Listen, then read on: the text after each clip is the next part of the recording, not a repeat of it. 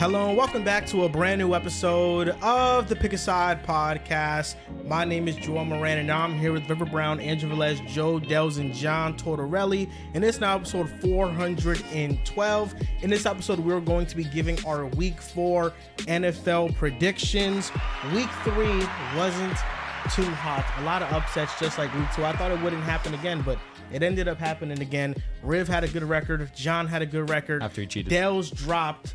He's now behind Riv, but John is the new first place winner. Congrats. We got a new person in first place. Congrats, Mr. Tortorelli. I'm right where I want to be in between all of you. I'm saying for all the, I'm leading all. Wait, that was tough. I'm leading all the important people in my eyes. That's how I feel about it. You know, I'm beating the important people, the people that matter to me. So John doesn't matter? fuck John. Oh, wow.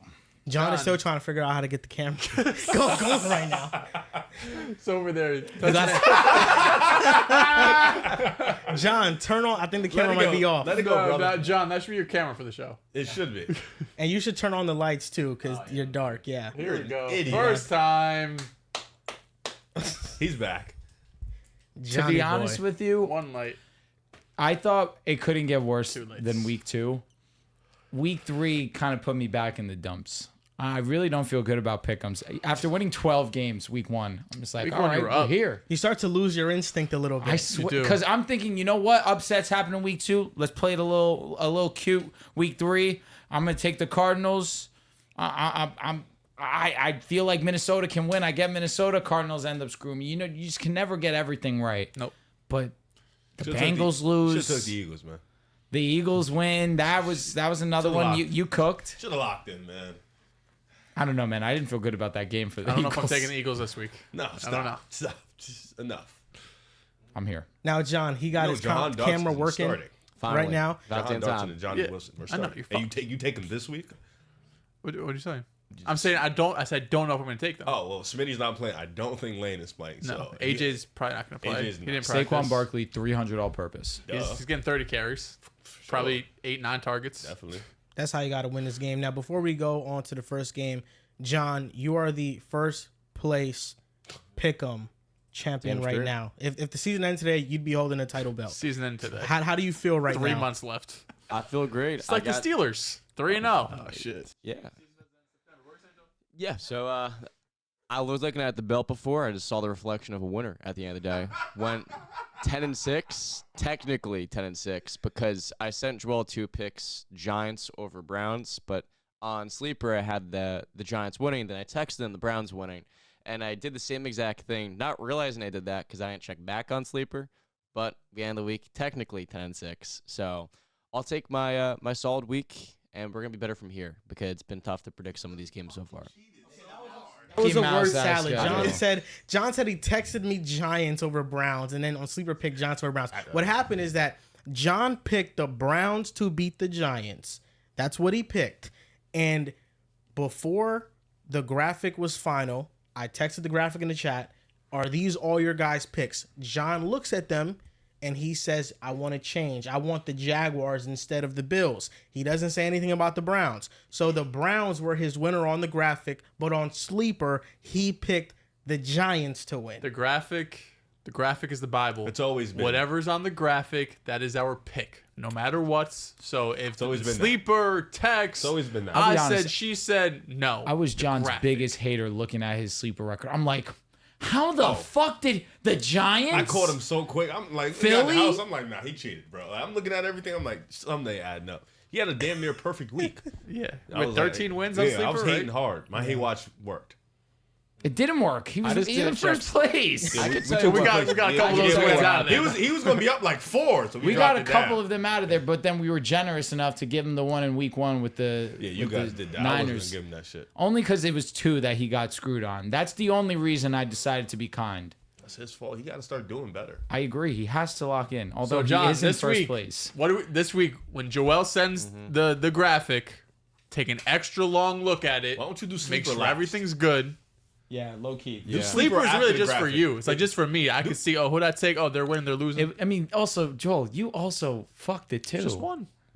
We can't John, sweep John's that under the rug. fuck ups. I got one. He got 3. Pitch He got punch. This guy or Now, John? John has 3. One Facts. that didn't benefit him because Yep. he picked the Jets over the 49ers. Mm-hmm. And then 2, he picked the Vikings over the Texans on Sleeper, but the graphic showed the Texans. Mm-hmm. And then he picked the Browns over the Giants, but on Sleeper, it was the Giants. Now let me that he ask you a question. John wasn't included in the graphic in week 1, picked. No, correct? he was. He's locked now. So, listen, no graphic, but Sleeper says that he took the Jets. I I'll give it find to him. myself. I'll give it to Whoa! him. I find myself. Hey, listen. I don't need it. If I love that. I find myself. I don't need it. He wasn't on the graphic week 1. I feel like at that point we have to go off Sleeper, and if Sleeper he picked the Jets, I mean, I understand what you're saying, Drew. I feel like he's not in first place. That's just my It opinion. might be a tie. Thinking about it after, he did say after the Jets got their butt kicked, he said, I actually picked the 49ers.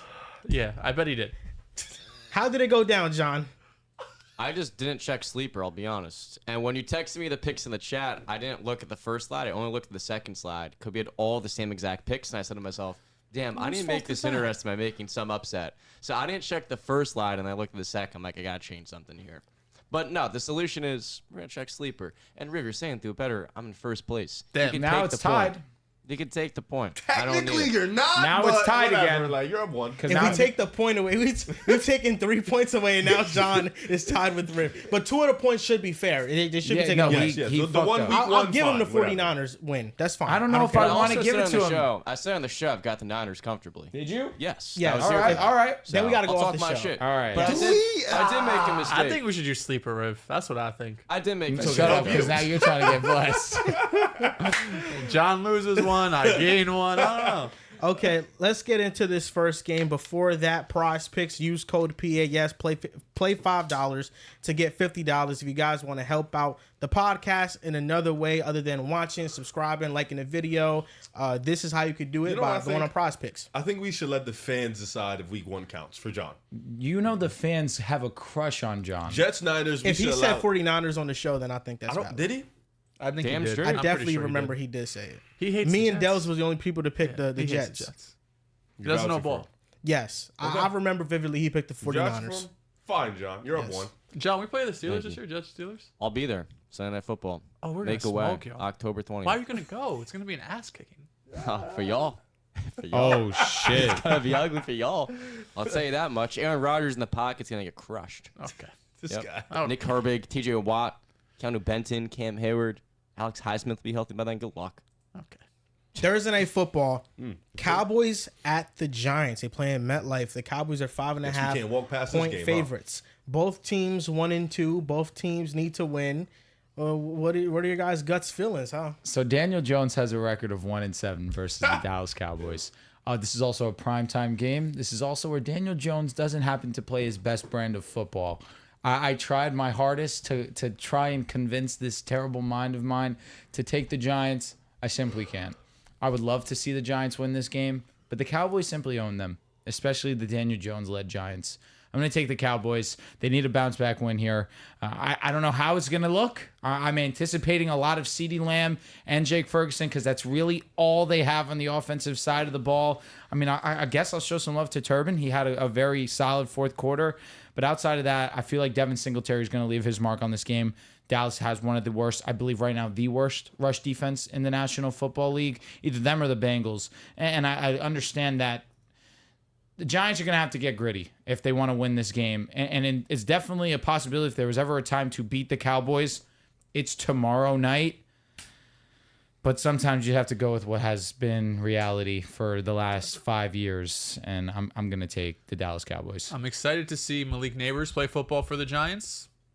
That's where it ends for what I'm looking forward to for the Giants. I'll be taking Dallas in this game. I think Dallas wins comfortably, honestly. You know, you go out there and you kind of get embarrassed by Baltimore, right? This was a game that was like 28-3 for a majority of this games. I think they're going to have a bounce-back win, even though it's in New York. We saw them win 40-0 last year in New York. You mentioned it. Daniel Jones in primetime, terrible. Against Dallas, terrible. Maybe they show me that I'm stupid, but right now I think Dallas should win comfortably. You know, the Giants are 7th in pressure rate right now at above 40%. Respect They them. actually get to the quarterback Gotta at a play pretty Deshaun, good Deshaun rate. Watson probably upset a little bit, you know? Facts. You look at the Cowboys, and this was a crazy stat that I found out that for every 3 plays, they allow a first down or a touchdown. That's 31st in the NFL. and they're also one of the worst teams defending explosive runs. The only team that's worse at defending runs of 10-plus yards or more are the New York Giants. They're dead last, and the Cowboys are 31st. I do think this could be a high-scoring game. I don't know if the Cowboys are going to dominate the Giants. I think this could be closer than indicated because the Giants do have a pretty good offense. Daniel Jones is playing well. He's being more aggressive. Malik Neighbors is a superstar, and Devin Singletary has been off to a tremendous start. So if the Giants can keep this somewhat close, I kind of feel like the 5.5 point spread, I don't know if I love that too much for the Cowboys if they can cover that, because I do think this could be a field goal type of game, especially if both defenses can't get a stop. Side note, I wanted to tell you this before the show, but I'm going to just tell you real quick. I got McDonald's last night, right? Got home, forgot that my grandma brought me fish and rice and corn. So I'm pissed off because I want the fish and the rice and the corn, but I have McDonald's. I put McDonald's on my bed. I go to the bathroom. I come back. The McDonald's fell on the floor. So all the fries are on the floor. And I'm just like, well, this is kind of what I wanted to. Makes it easier. Yeah, it makes it easier to kind of like just want to eat the fish. But yeah, I wanted to tell you that. I forgot to text it to you. I was really pissed off at the moment. But yeah, like I thought this was gonna like lead into like a Giants Cowboys. nah, analogy. it just kept like I wanted to tell Dehls because we were in the car together. I just completely kept forgetting. You're an idiot. I was pissed off. Cowboys over Giants. It feels like the easy pick, but based off how the last 3 weeks have gone, nothing seems easy to pick. Giants? Listen, Dak isn't the greatest on primetime in the road either, you know. But I do think this is a bounce back game for Dak and CD. Not only did Baltimore embarrass them, quote unquote, the Saints also whipped their ass 2 weeks ago. You know, they also put belts to ass. So this Dallas team is looking for life. They're looking to bounce back. They're looking for some rejuvenation of some sorts. I do think the Giants are going to make it closer than we think it's going to be. You know, what was it? Don't say we. I think 5.5. three of the four right now think it's going to be a close game. Right now, upset teams are looking like the cream of the crop. They look like they play hard. They play tough. They make games close. They potentially win. It is in New Jersey. The Giants will have home field, so maybe that helps. But I do have Dallas in this one. I do think Dak does own the Giants. Dallas owns the Giants. They've been pretty successful against them over the last couple years. And yeah, Dak and CD. Look for CD, 100 yards. Gambled on it. Now, Johnny, and then Dak. I want the record to be said. What's good with you? Or to be shown. What's good with you? It's crazy. I have not gotten a Thursday night game right this season. I'm 0-3. Damn. Okay, I'm letting it be known I have not had a win. We are all taking the same team here. I think we have a terrible record. We pick the same team right now. Probably. I am 0-3. And if we count the Packers and Eagles game, I am 0-4. We count that game. All right, so That was a Friday That's game. right, it was Friday. We're counting that stuff. So I'm just saying, be careful. Random Friday, we're counting that. I'm poisoned right now. That's valid. I've got. Oh, I thought I was muted for a second. I've got the Cowboys winning this game, the same as y'all. But I do think it's going to be a lot closer than people may think. Because the Giants so far this year have been more competitive. You know, look at that Commanders loss. If they had a kicker, they're going to win that game, of course. At the same exact time last week, they got to win versus the Browns. Both of these teams are 1-2 coming this matchup, with their only win coming against Cleveland. But I think the biggest matchup is going to be Trayvon Diggs, of course, versus Malik Neighbors. If Diggs can hold Malik, it could be a blowout. But I don't see that happening. Malik's looking like a top 10 wide receiver on day one. Daniel Jones is playing decent football, and they're going to get to the quarterback. So these are similar teams where they really rely on the passing game. They can't run the football a whole lot. So I've got the Cowboys winning 23-16. Crying they both beat the Browns. Now the next game, the Bengals traveling to Carolina as 4.5 point favorites. Are you? I don't have the guts to do it.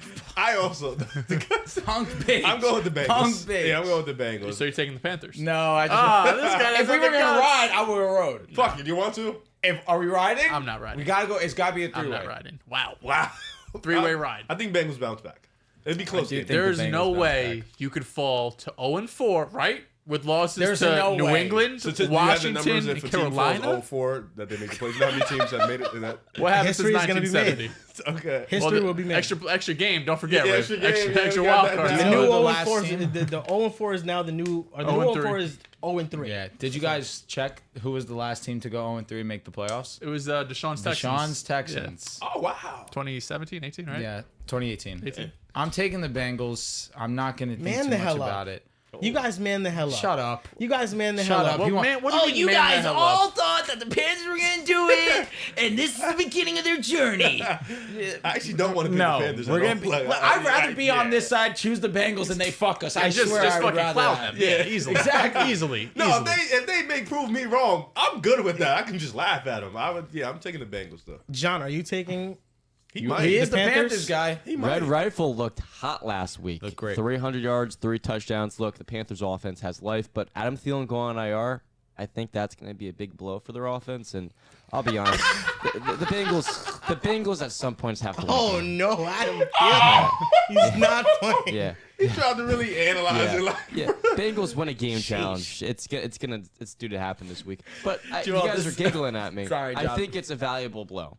I think it's an what? important A one. valuable blow. Missing Adam Thielen's gonna hurt. As opposed to an invaluable This blow? is one of the first times Joel and I have had one of those moments where Riv and I usually have where we look at each other and just laugh. Adam Thielen. Hey, Adam Thielen was cooking. He cooked, but Deontay Johnson had 14 targets. Of course, but Deontay benefits him had Adam Thielen. And then you had That's Xavier Leggett in the on deck circle. He's ready to pop. Mingo, TBD, don't feel great. I just about think they're him. more athletic now. They That's what are. I think. I They think are. even with losing Adam Thielen, now there's more speed to the offense. I actually Grown men. fear guarding it a little bit more. Now Andy Dalton color, huh? against the Bengals is 2-1 since leaving them. 4 touchdowns, 0 interceptions, 100+ passer rating. Damn, Has cook completed 63% of his passes. And last week when he started against the Raiders blitzed them 63% of the time. They almost used the same game plan I think they were going to use against Bryce Young on Andy Dalton, and Andy Dalton just shredded them. And the Panthers' offensive line is one of the 5 best units in football right now. They're playing very well. The interior of their offensive line is number 1 in pass blocking efficiency. So for me, if the Bengals don't have B.J. Hill or Sheldon Rankins, and they have the same defensive tackles they had against the Commanders, the Panthers could light them up in the same way. They could light them up in the same way. So you're taking. Bengals are fucking sorry. brother, There's- they can't beat there's the a gut Panthers. feeling No, for trust me. me. Shut up. I believe that there is a strong chance the Panthers win this game. There's a gut If feeling you for look me. at me in my face and you tell me B.J. Hill and Sheldon Rankins are the That's difference the path them and the between 1 and 3 and 0 and 4. I can't take this team and that's no disrespect to them as players, but I just can't take them serious, man. Like Here's the thing with the Cincinnati Bengals. they're not good. There are moments where storylines feel like they take over. Andy Dalton facing his former He team, might like them though. having a chance to end his former team's Fuck this season for storyline good. shit. You're the Cincinnati Bengals. Go beat the Panthers. It You just doesn't got mean anything. embarrassed on national So now, television. one of you man up and pick the goddamn Panthers. Fuck it, I'll do it. I got the Panthers, man. I'm switching my pick. I'm gonna change my pick on sleeper right now, as a matter of fact. Fuck Joel. Go for it. I'm sticking with the Bengals. I'm Man not. up. I'm not. Man up, you Bengal hater. I'm- No, I'm man ready. up. I told you already what will happen if we take the Panthers. He's gonna come here, Here and we say, go. "You guys all didn't believe." We're here. I respect it. We're locking in. Listen, man, I can use one of my freebies. I already am using one of my freebies on a later pick this episode. So Carolina, Xavier Leggett, Mingo. Let's get it done. let me ask Deontay you, John. Johnson. You took Cincy. John Rod would Damn be here. right. John, let's ride here. Oh yeah. What was that noise? Say hell yeah. I'm saying, Are you you taking picking the the Panthers? Panthers? No, I'm so taking. you're Bengals. not riding with You're me, not dude. riding. Well, You're not riding Riv. Well, I think you're on a different level, but What? I'm so lost. You are lost based on that path. Drew, man up. No. Pick the Panthers. No. He just told me I'm on a different Yo, level. Riv. Honestly, you have to convince Dehls to man the hell up, because in the TikTok we just recorded, What'd he he say? said What'd he he's say? never What'd he picking against Jalen Hurts ever again. But then he just told us he might pick Facts. the Bucs He's this right. week. No, You said that? tell him to man up. What the fuck? I lie on TikTok all the time. Oh my God. Let's be honest. Dehls, honest. man up. Man up and pick the goddamn Panthers. I'm not picking the Panthers. I would say, so you're not worried about, you're not scared of. You're just trying to get a game on me. You're not slick. Why You're trying to am I get a trying to game do that? on me. I'm worried I'm about up this 2 game on them, too. so I can use. So this. take the Panthers. You know what? I think I'm going to take the Panthers. I think I'm taking the Panthers. I'm looking at the stats right here. The Bengals are 28th in yards after contact. Yeah, they're not good. Opponents run rushing plays 57% of the time, the highest rate in the league. Although they are 11th in yards per run play allowed, 9th in rushes of 10 plus yards at 8. So they're actually pretty good in that category. And they're second in yards before contact, only behind the Minnesota Vikings. Their problem is just finishing off plays, finishing off tackles. You know what, Riv? Let's do it. Let's do it. I'm staying. Yeah. Psych. I'm not going with. I'm going with the Cincinnati Bengals, baby. Yeah. I'm going with the Bengals, baby. If I go down, I'm going down. Oh, you're down, brother. I got the Bengals. No, you're already down. Down bad. You're already down. So you're more scared of Leggett than Adam Thielen? Why? Because he's faster and more explosive. Because he's. I get it. Come on. It's everything with this guy. It's everything. It always fits. Come on. I'm disappointed in Dehls, though. Disappointed in Dehls. Dehls has one. The Bengals are desperate. That's the only reason why I'm taking them. I feel like Carolina's. Panthers are playing with house money right now. They're coming off a fucking 300-yard, 3-touchdown game. They're feeling They good. can't do it again? Panthers are. They could. They definitely could. Didn't- This isn't lock of the week. Didn't Don't get me Jaden wrong. Daniels just complete like 95% he of Yes, lit he did. them up. Andy Dalton's probably gonna do the same thing. Listen, I got the Panthers. I'm switching my pick. Fuck If the Joe Bengals. Burrow can't outduel That's real. I Andy like it. Dalton, Yeah, I'm locking that in. He I like can't the outduel realness. Andy Dalton. He can't Jaden. outduel Jaden Daniels. Jacoby. He can't As a outduel matter Jacoby of Brissett. fact, Just think And he about the can't bragging rights you can outduel have, his Dehls. Pick the predecessor. Panthers. I'm not. Okay, that's right. Saints at Falcons. Falcons are 2.5-point favorites.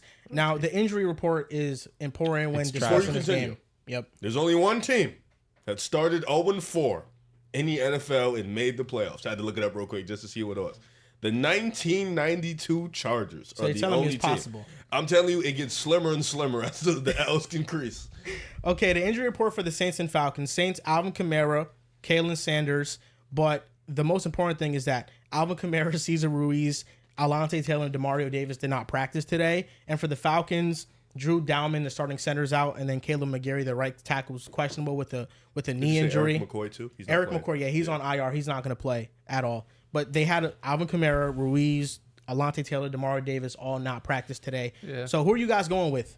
A lot of vets though. I don't get too worried about Wednesday practice. Thursday is when I start getting concerned. Like AK is gonna play. You know what I mean? I'm taking the Saints in this game. I think Saints bounce back here. This was the toughest game of the week. I went to my sleeper picks. This was the one game I didn't have Yeah, highlighted. really? I had 15 games highlighted. This was the one game I was like, this is gonna be a last minute decision. I got the Saints bouncing back though. No rhyme or reason. This is more of a vibe picks than anything because I think you can make a real argument for both teams, right? The Saints are coming off a really ugly loss in a game that they controlled for a decent amount of time outside of a couple mistakes from Jalen Hurts, a couple of bad decisions from Nick Sirianni, and they still ended up losing that game. I do think maybe the hype got a little bit too high with them, but going into Atlanta, I haven't been overly impressed by the Falcons just yet. I mean, it was a decent loss against the Chiefs. Then they stole one against the Eagles as well. So both of these teams, I think, got some real flaws in their game. But I trust the Saints offense bouncing back here and putting up more than, they scored 12 points against Philly. Yeah. Putting up some more points against Atlanta. This is definitely a 50-50. This is an important game. This is a division game. This division is going to go down to the wire between these teams and potentially the Tampa Bay will probably hang around in the seeding. But this is first game in Atlanta, Saints, Falcons. Both teams kind of coming off losses. Both teams are desperate. Definitely So coming off that's losses. important. Yeah, so what? You said kind of coming off losses. They were both definitely coming off losses. Oh, sorry. Pardon me. I don't know why I said What kinda. a dick. It's okay. I know what you meant, Riv. Thank you. I'm glad you corrected me, though. I appreciate that. I just got to be better. What a cock. He's a cunt. But I'm gonna continue what I was saying. I do agree with you. I think this is more of a vibe pick. I do think the Saints a little bit banged up. If AK does play, that is huge for them. But Eric McCoy is not playing, and I've seen with Eric McCoy is not in that lineup what a defensive line can do to this offensive line. It gets really bad. And Atlanta has some dudes. They're not terrible. Judon, David. They got some guys out there. And then Jesse Bates, Justin Simmons, AJ Terrell. I mean, that secondary is really talented. I think I'll go with Atlanta in this one because I think they're starting to find their groove just a little bit. And I think they're the less banged up team. So I'll go with them. I see the thought process on picking Atlanta, and honestly, you guys are both right. This was one of the more difficult games for me. I will be taking the New Orleans Saints. I think they do need a bounce back. Losing McCoy is gutting because obviously you saw the impact that was shown on that interior offensive line. They really couldn't hold the Jalen Carter to save their lives. But regardless of that fact, I still think that their defense is going to be good enough to limit the Falcons offense, where we haven't seen them really pop yet, outside of one drive against the Philadelphia Eagles that ended up winning them the ball game. They had a couple of nice drives against the Kansas City Chiefs, but it was more so put in play by big plays. The one that comes off the top of the head was the Kyle Pitts one that he gets down at the 1 yard line. But I look at the Saints and going up against the Eagles, where the Eagles really had control of that game. They had big stop after big stop. Although it was pretty bad coaching decisions by Nick Sirianni, you have to go out there and execute and stop them regardless. And that's exactly what the Saints did when they were in plus territory, talking about the Eagles. I'm going to take New Orleans Saints here. I think they do have a bounce back. Don't fully trust the Falcons offense quite yet. And what's the most reliable of these two teams is the Saints defense. The good thing is that there's no Jalen Carter walking through that door that the Saints have to worry about, because he truly wrecked that game. And I don't think that that's a level of play that Grady at this Jarrett point Grady Jarrett or David Onyemata can get to. Maybe Grady Jarrett has one of those vintage games, but I don't know if I believe in that all too much. I think what this game ultimately comes down to is what team can run their offense better with their offensive line injuries. And I look at how the Falcons run their offense versus the Saints. I think the Saints are heavily reliant on their offensive line to establish the run game, to create explosive pass plays. And a strength of the Falcons is that they have a great secondary, great safety play to really take away those explosives from the Saints. The Saints' run defense was tested against the Eagles, and I thought they did a pretty porous job. Right now, this year, they rank 31st in yards before contact. So their defensive line isn't getting much push against these run plays. And it's between what offenses do I trust more? Do I trust a run-first Bijan rushing-led offense versus an Alvin Kamara one? Right now, I trust the Bijan one because Kamara was heavily reliant on the offensive line creating gaping holes in the first 2 weeks. And in week 3, when that wasn't there, he wasn't able to create in a way that Bijan can at this point. I'm going to go with the Atlanta Falcons. They're 0-2 at home. I think they need a home win. They need to make a statement after losing to the Steelers week 1 in embarrassing fashion, almost beating the Chiefs in primetime week 3. I think this is their bounce back game. I'm going to be honest. I have not been overly impressed with the Falcons' offense at all through 3 games. They've been competitive, of course, in the Chiefs loss. They came back versus the Eagles. But when I look at this matchup, I have to lean with the Saints in what I've seen so far this year. And this is going to be the first game I'm going to take for the Saints all season long because I trust their offense to be more explosive. Rashid Shaheed have a bounce-back week after having 0 catches last. I don't think that's really bound to stay. And at the same exact time, if DeMar Davis plays, which I'm under the impression he will until he doesn't, I think this Saints defense will do a good job limiting Bijan, only 31 yards in their most recent game. So I've got New Orleans in this matchup, and this is one of those picks I do feel more comfortable about. Jaguars at Texans. Why'd you hesitate, bro? Because John was done. John didn't switch the screen yet. That's why I was waiting to get the full screen. Jags Texans. This should be an easy one. Houston bounce back. I'm taking the Texans, not even thinking twice I think about the it. Texans washed them. Jaguars are Texans the worst should team wash in the them. league. They're I got terrible. the Texans too. The Jaguars this year, they have played man coverage 50% disgusting of amount. the Please do time it again. without their best cornerback playing. Nico Collins, Tyson 200 Campbell. yards. Everybody. Tank Dell, bomb tutty, finally. Stephon Diggs, 88 for 8. If the Texans get a heavy dose of man coverage, they're going to Tank is demolish questionable. the Jaguars. And this is something I wanted to mention. And I'm picking the Texans pretty easily. But I wanted to talk about Trevor Lawrence for just a minute. Because Trevor Lawrence, I think, has mightily regressed. And I feel like because coming out the draft, he was so highly touted, people have held on to these preconceived notions about Trevor Lawrence's game without actually evaluating what's going on the field. He's lost his last 8 games. And if you look at each of those losses, you can point to a multitude of problems.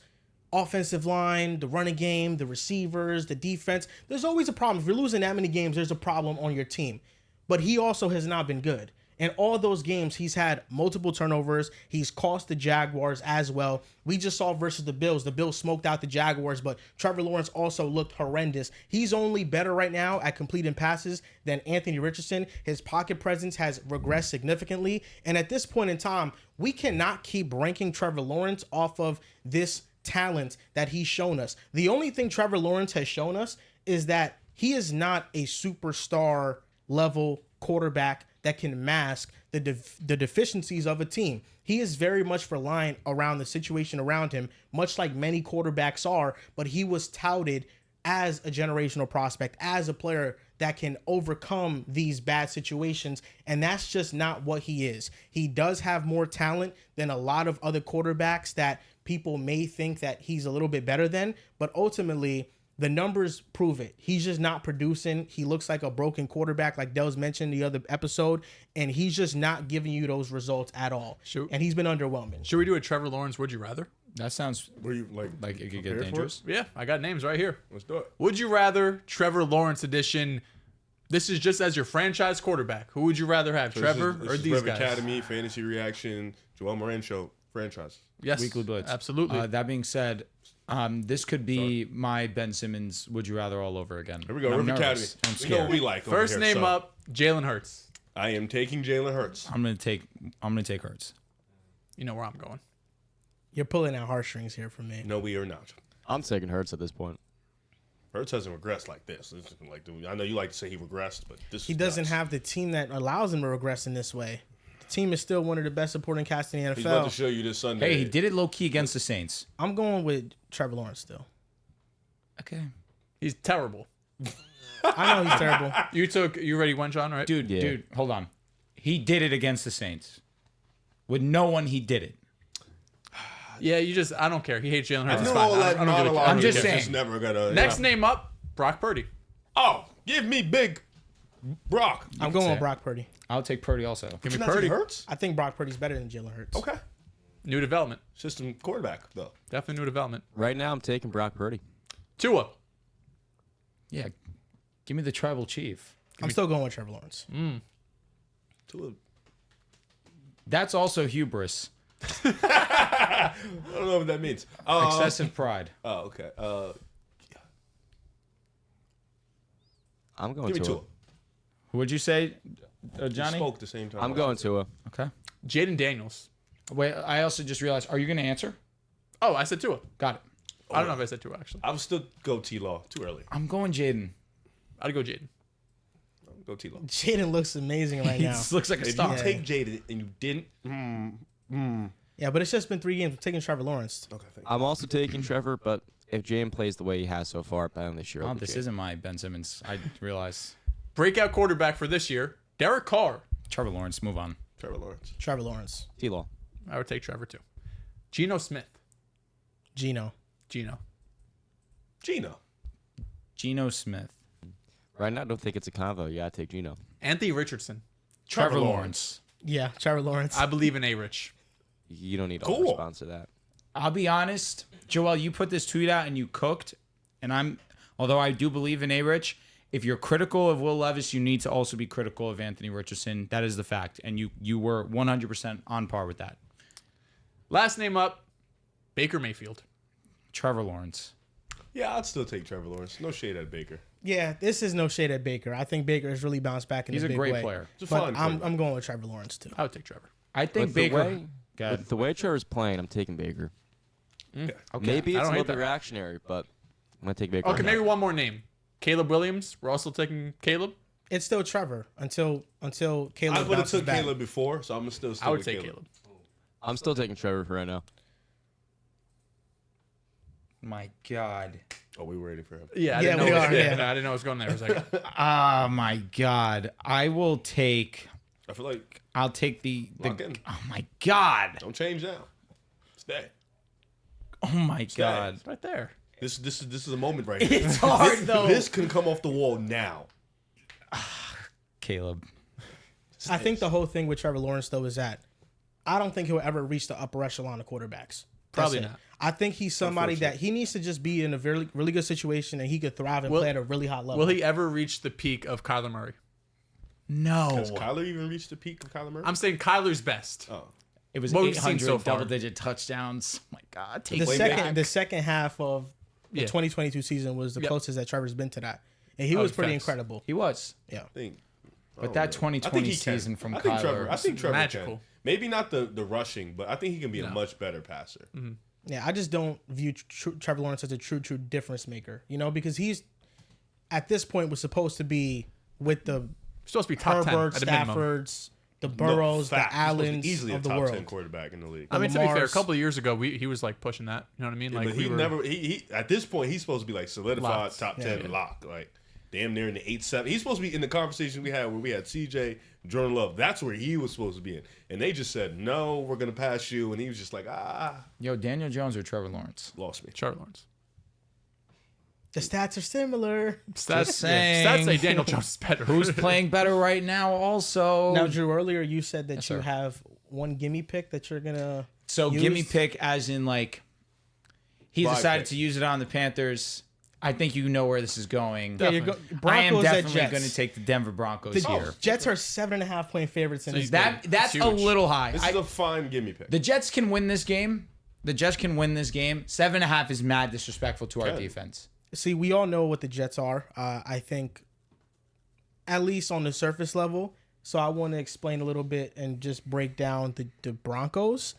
Zach Allen right now, who I mentioned last podcast, he's first in pass rush win rate in the NFL amongst defensive ends. dog.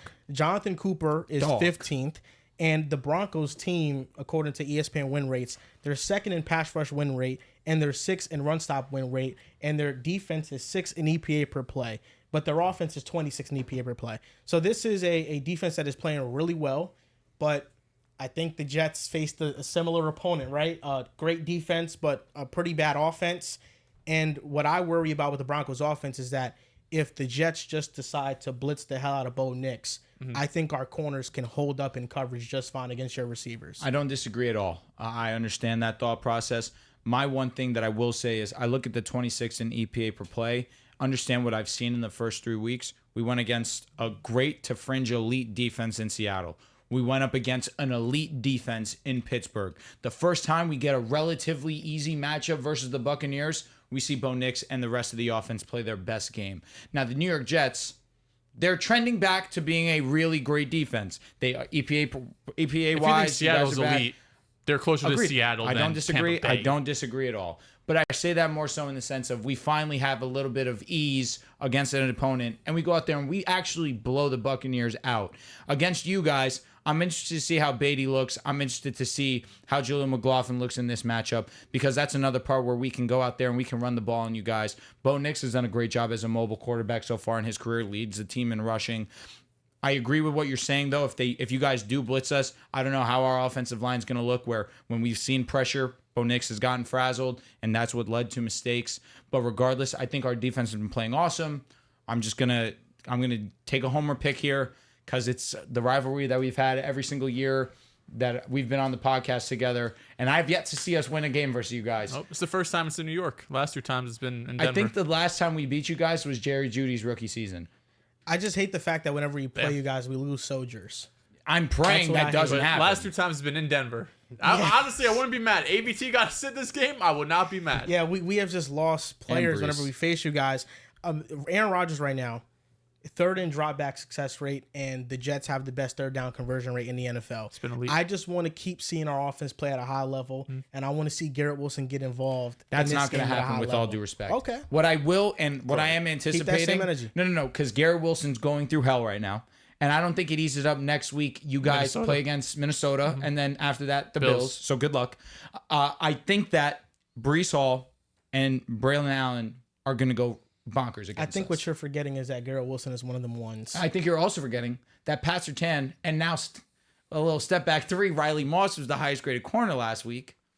I think we can hold our own. I think the biggest difference between New England and Denver is just Bo Nix' playmaking ability. That separates him from Jacoby Brissett, because I don't think either offense is great, but Bo Nix being able to escape the pocket, pick up some rushing yards. He leads the team in rushing yards right now. I believe, right? Number one. So you admit this one's it's not a No, walk in the park. Jets should win this one. I Comfortably? definitely think, I Okay. think Now you're touchdown talking favorite. shit, I and think now it's touchdown personal. favorite is What do you about mean right. by Garrett Wilson is one of them ones? He's one of them ones. He's one of the. He's not just somebody that. If he's matched up against a great corner. Oh yeah, PS2. he's out the game. I know it's kind of happened. PS2 is one of them. It's kind of happened. When. Low key so far this season. I just feel like him and Rodgers haven't been on the same they haven't page. been on the same page. I feel like he's been getting open. He has been Whose getting fault open. is that? Respectfully, Both of them. I think it's just communication thing. Honestly. Yeah, there are some moments where Garrett Wilson he should come back for the back shoulder, and Rodgers thinks he's gonna go there, and they don't connect. I think they'll be fine. Like one of and the Aaron ones Rodgers would've even came told back us. to that I back believe Aaron shoulder. Rodgers at his word, face value. I mean, Ayuk's one of the months. He's a little off right now. he missed the whole camp. Garrett Wilson. Garrett Wilson is don't know elite. anything to say. He's fine. Just actually, I just So he Because has there's the nothing to Broncos in say this right game. now that can help you with the way that Garrett All I'm saying and is, Aaron have performed You together. think Garrett Wilson is one of them ones? Cool. PS2 is legitimately one of them ones. He's the best in the game. Well, this year he's not Number performed one. at that level either. What are you He's been talking about? He hasn't performed that elite of a Wow, level so this one year. game versus George Oh Pickens. yeah, 3 games with Garrett Wilson. Now he's not one of DK the ones. Metcalf, he clamped him. Mike Evans, he clamped him. What are we talking about? He is right. George don't care. Pickens feasted on him, bro. And it led to 29 yards. right. But there was penalty yards. You got to add on It was to one that. time. One time, yes. Thought there was 2. No, there was a call that it was a play It that was got not. called back. Yeah, it was non Pat. Yeah. No, it was on Pat. Oh, it was? He caught the ball, but it was on the It was on the offense. it was on the Heard other you, side, heard you. holding. Yes. I'll bet you $20 Garrett Wilson gets 50 receiving yards in this game. 50 is your Not a- ballpark? I'm not. What I is mean, the if one- Mike Pass got against like one of 20. them ones. DK got like right. but if Yeah, you think there's- Garrett's one of them ones, it's been 30 and under Okay, fine. every week. I bet you $20 Garrett wins the matchup. I think he has a great game. I don't know if that. What you got to put a little. 50 yards is hilarious. We know What if the he fuck wins. am I doing making a bet on $50? No, I said $20. 50 I heard what you said. 50 yards. 50 yards, Yeah, yeah. You one of them ones I need against elite corner. I mean, like 50 80. yards on PS2 would be the best game of the season. Easily. I need 80. Quite easily. 80. That would be the best game from Garrett Wilson this season. Objectively, I think he wins the matchup. I think he wins the matchup. Okay. One thing that we have to fix at Garrett Wilson is the sleeve jersey because that 100%. has No, really, I think, impacted It loses your me a little play. bit. I feel like it makes him look skinnier too. It does. He's already Tay- skinny. Tay It used to does. play in it. Did he? I coulda remember Tay swore. playing that. I feel like now I don't don't remember remember Maybe that. I'm tripping now. Yeah, I don't remember. Unless Tay it's Might be. Odell. Two I don't things in remember this Odell doing matchup it. One sec. that are What's Unless he interesting. was one in of the things, Baltimore. John? The Broncos are still allowing the most yards per carry in the NFL at 5 flat. Had some guys stepping up defensively, but I think in this matchup, that's going to impact the Jets leaning on Braylon Allen more and Breece Hall. Other side of things, I think Patrick Surtain could do a fantastic job on Garrett Wilson. What I'm more worried about for the Broncos is with the rookie quarterback going up against the Jets defense, you got the Jets cornerback room facing Lil Jordan Humphrey, Josh Reynolds, and Cortland Sutton, who had a better game last week. I think that's going to be really tough for them to move with the ball. So Broncos been competitive so far. Impressive win last week. They're not winning this game. Yeah, I have the Jets. I didn't need to explain it though. This is the game of the week. The Vikings at the Packers. The Packers are 2.5 Here we go. point favorites at home. Jordan Love should be back in this game. Nope, nice. Love This to see is a battle between two heavyweights in the NFC. And I'm going to be honest. This is the one game that I'm going to open up an app and I'm going to put some money on it. I'm taking Minnesota in this game, especially for them being underdogs, the way that their defense has been performing against high-end talent. Against San Francisco, we saw Purdy have his worst game of the season. Against the Houston Texans, we saw C.J. Stroud struggle mightily, probably the most that he struggled outside of that Ravens game in the playoffs. I feel very confident that they can go into Lambeau and they can still go ahead and execute at a high level, especially Jordan Love's first game back. I'm anticipating that they can still have a pretty decent performance because, of course, we've seen them operate at a high level while Jordan Love has been out. And even still, now that you have Jordan Love in there, with the way that Minnesota has been getting pressure, with the way that their secondary has been playing, I trust that Minnesota can limit them enough. And on top of it, Sam Darnold's been playing awesome football. And Justin Jefferson, although Jair Alexander is still one of the premier corners in the game, doesn't matter. It doesn't matter who Jettas goes up against. Aaron Jones has been fantastic. That complementary piece of Ty Chandler has also been extremely valuable for them this season.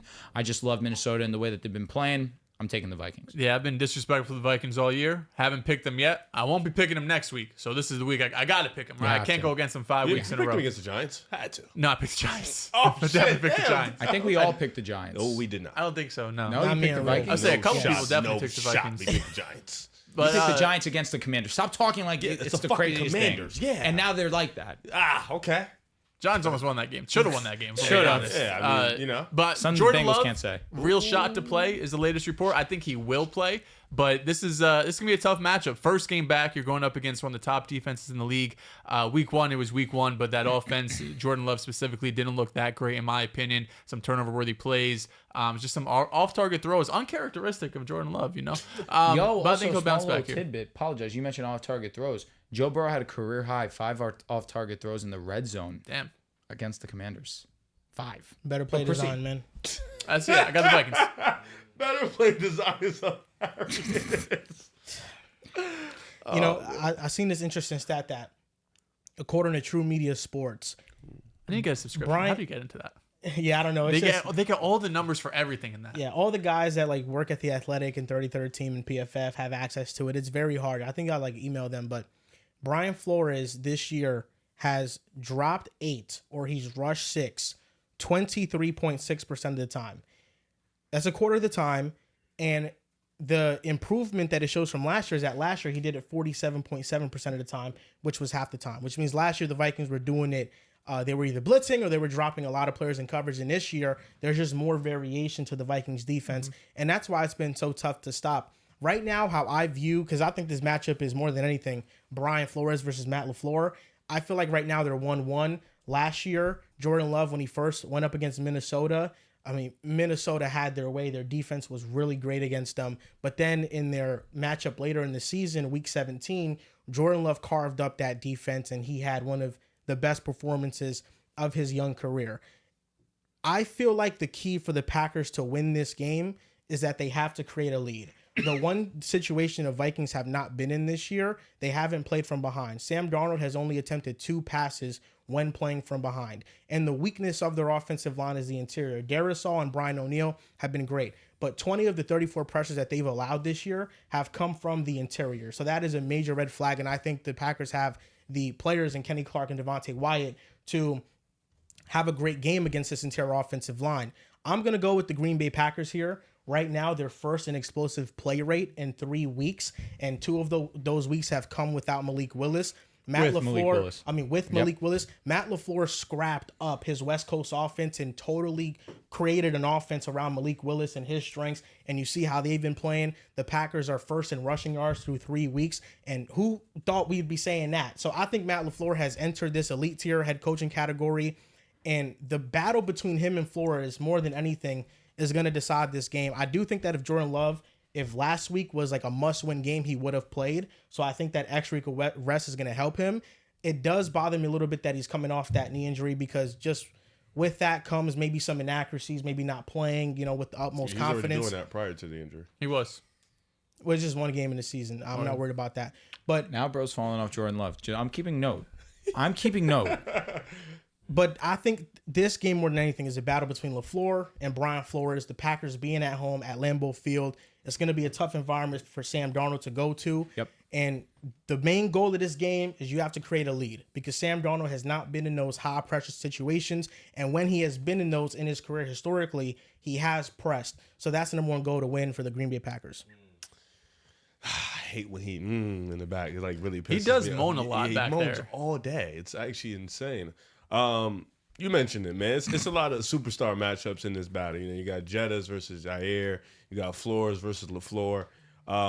It's just, you got that Vikings defense versus Jordan Love. Like, it's just a lot.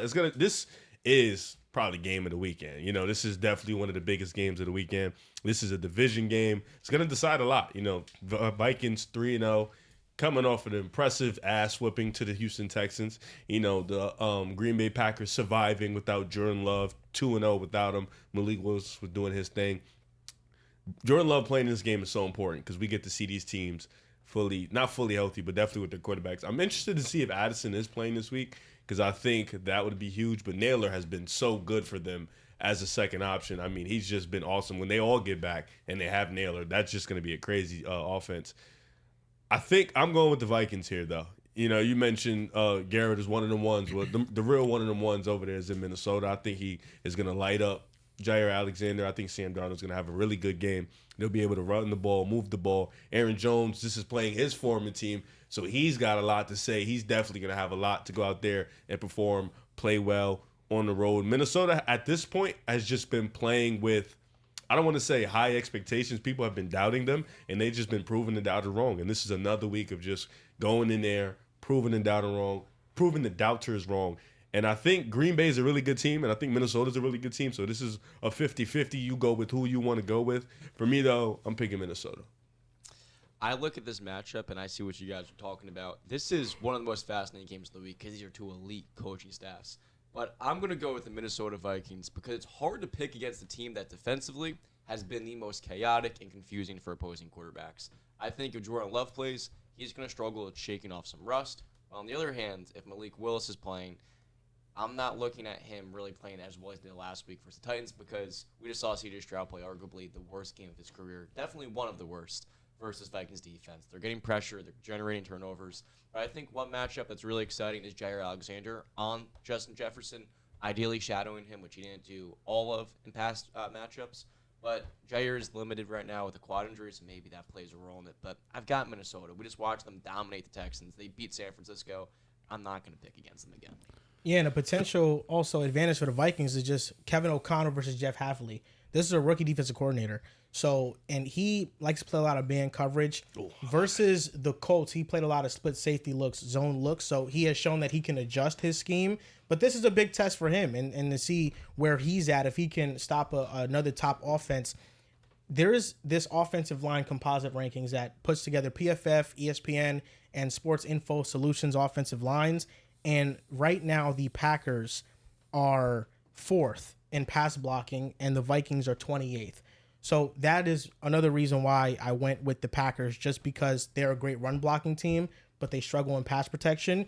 But they've had leads. So right now, the goal for the Packers is just to put them in those situations where they have to trust their offensive lineman to protect Sam Darnold more. This guy's evil, man. What you looking at, I don't Dehls? know why he's.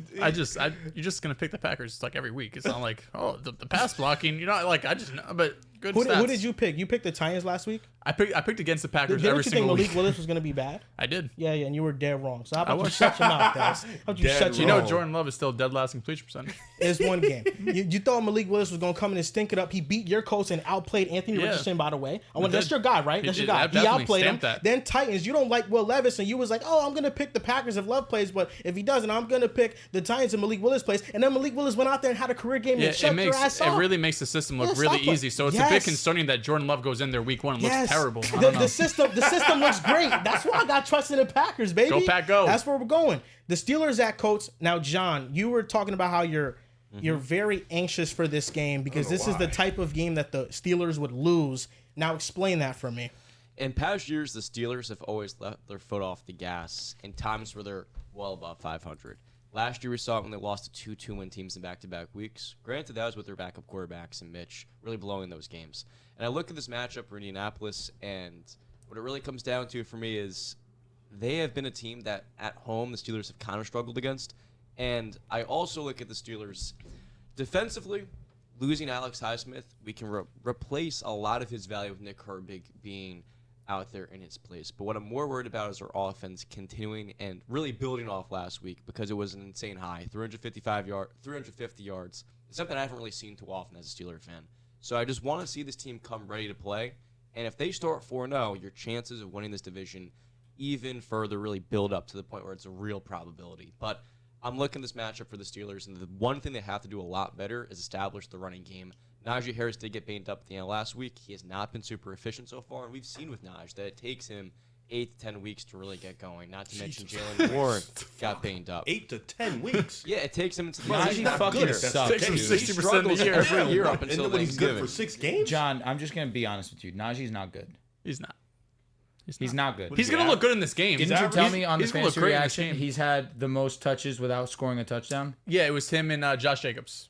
Gee, well, Josh Jacobs has been really good. So. Josh Jacobs has been great. Who do you got? Jalen Warren also not being know healthy he as well is. plays into that, where the Steelers have been utilizing Cordell Patterson more. So it is a weird sort of trap game for Pittsburgh. So, But I'm still rolling my Pittsburgh Steelers. sound a little nervous. So far this year, yeah, damn right I'm nervous. I've seen us lose this game The a million Colts times. suck. They're Last so year we bad. got blown out by the Colts. I'm going to be honest. They with were you. better worse. last year. John, I was Yeah. doing my picks and I scrolled past this one as easy as I could. I'm taking the Steelers, not thinking twice about it. The pressure that they're going to get on A-Rich, it's going Colts to are force banged them up, into too. some turnovers, and that's where I see the Steelers winning this game. yeah, I'm Drew, taking the Steelers too. I want to have some John, trivia the Colts with were you. better last year. Trivia. by the way. Okay, Yeah, let's trivia, lock in. trivia. Can you guess the number 1 pass blocking offensive line in the NFL? Number 1 pass know it. blocking? Yeah. Is it the Steelers? No. Nope. It's the Colts? It's the Colts. Can you guess which team Crying. He's is been waiting for is this. second in yards before contact on their run plays? Assuming it's the Colts. It's the It's the Colts. Anthony Richardson is playing bad behind. That's your superstar guy. He That's is. your quarterback. He That's is. your guy. So now you're fading Anthony Richardson. No, I'm not fitting. We just talk shit about Jordan Love. He got Unfortunately, me he has worked to up. talk shit on him. I respect He got that. me worked I up. respect that. Yo, so he talking about great systems. This looks like a pretty Is this what good happens when Joe Burrow situation. starts off Remember what 0-3? Gardner You Minshew just did get last so season. defensive and so hostile. Gardner Minshew made the Pro Bowl last made year the with fucking this Pro Bowl. group. You know, I understand where John's coming from, and I understand why you also would think this is a game you scroll past by. When players are like struggling really bad, like Richardson is, 1 touchdown and 5 interceptions in the last 2 games, it just feels like they're due for one of those big games. Against an elite defense? This is the thing with the Steelers, is that in this matchup, if the Colts can generate some explosive plays, if they can get one of those Anthony Richardson bombs that he had against the Texans, and you can go up early on the Steelers, every game the Steelers are in is going to be a very sluggish, low-scoring game. And the Steelers right now, they're not an elite run defense right now. The Colts could have their way on the ground. Really? No. Because they did a great job. I thought. Well, Bijan looked okay.